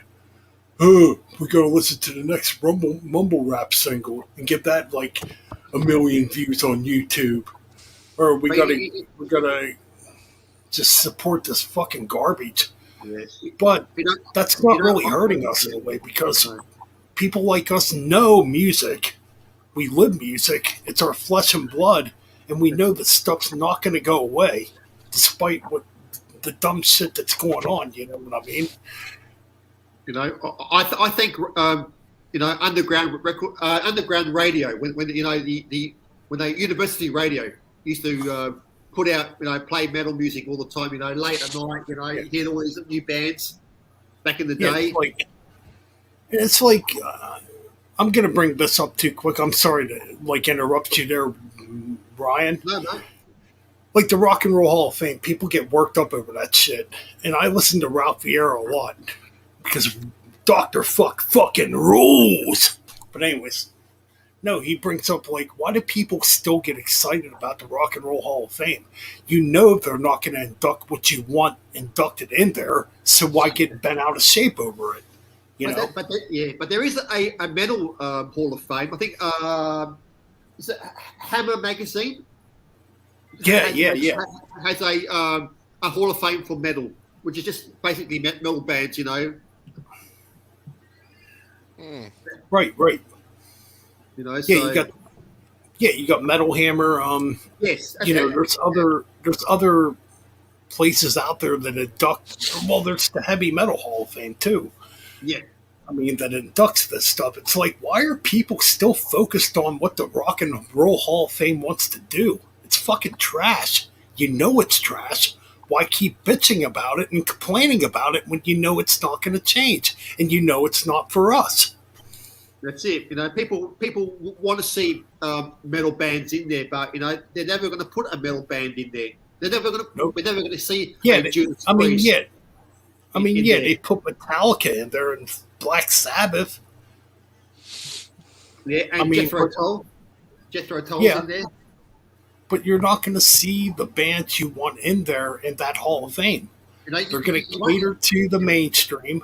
You won't see Archgoat in there. You won't see Archgoat in the Rock Hall of Fame. that'd be fucking funny. You know, or a Marduk or an Immortal. You won't see any of those bands in the Rock Hall of Fame. You know. Maybe in the next 10 years when we take over government in the mainstream. Yeah, no, I don't think people would be happy to see an archgoat, with the spikes and the blood and Rock Hall of Fame. It's the thing is, it's too proper. It's too clean. It's too tidy. Yeah. Right. I mean, the thing is, this music wasn't meant to be mainstream. It wasn't meant to be for the public. It's meant to be for people who love music and but look at are against what's fucking bullshit. Yeah, but you look now. Metal is it's so popular now. It's growing. It's huge. Great. I mean, metal's not going to go away. No, it will never go away. I mean, the mainstream will tell you it's dead, it's not there, and they'll shove all this fucking bullshit rap down your throats. But no, I see it all the time with guys like you and everybody else on YouTube that does these metal videos. It's not dead. It's not going away. It's here. Yeah, it's always do nothing about it. Unless Putin, if Putin becomes ruler of the world, I think metal will die.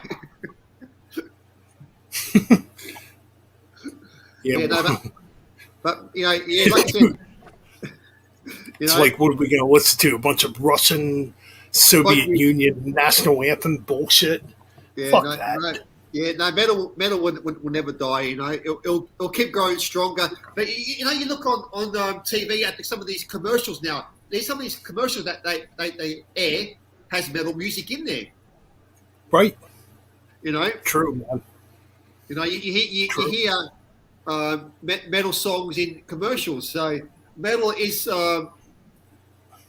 people are listening to metal, but radio, TV is not, commercial radio, not the underground, the metal shows that we have here in Australia and in America, wherever you are in the world. They are bringing us the metal, but TV won't play it because it's too violent. It's it's too over the top. It's too gory. It's too violent.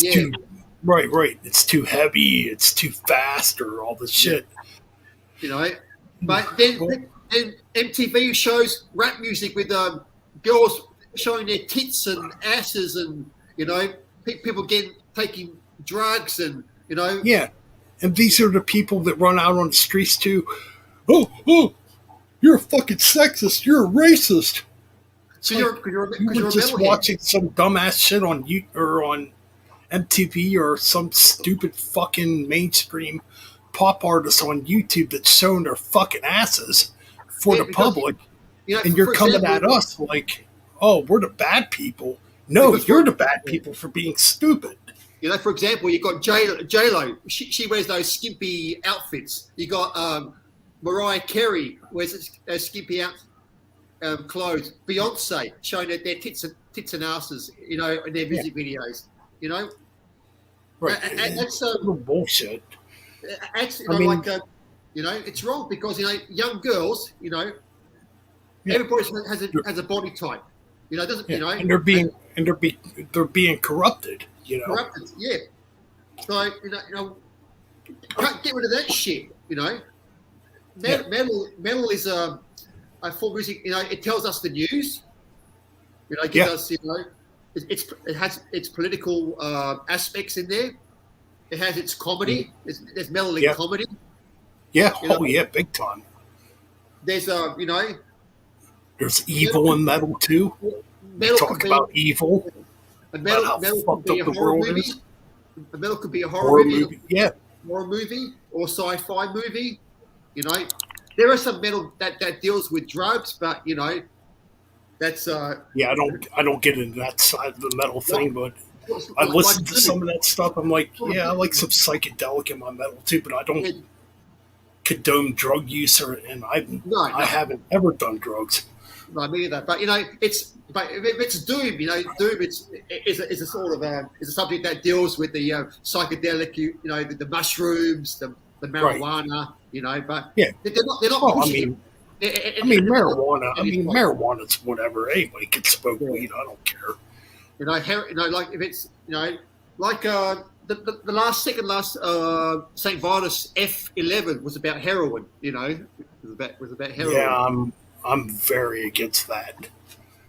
You know, but they weren't pushing it. They weren't saying, "Oh, take heroin or like that." You know, I don't mind bands, you know, sort of talking about basically like don't do heroin. Don't do heroin.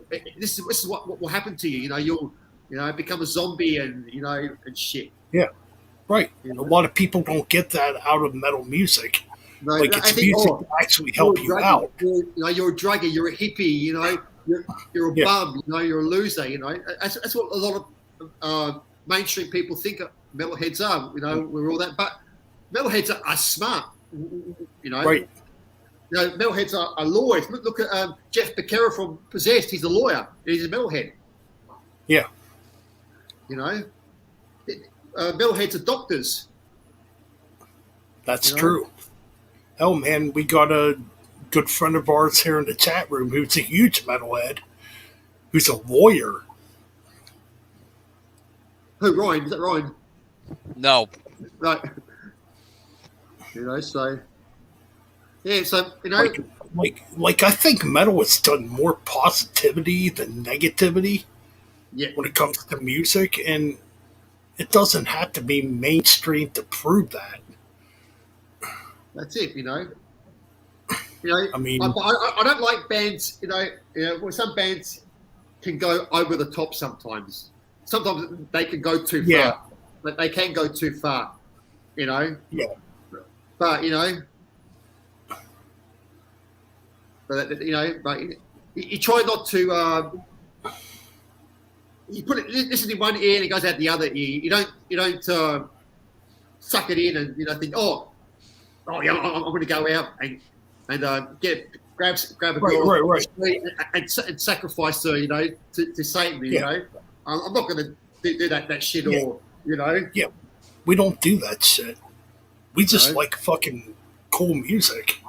It's the beat, the beat, the beat is what gets us going, Yeah, it makes fucking banger fucking heads. Head, play air drums or air guitar, you just rocking in your own lounge room, having fun, drinking beers, listen to metal. Right.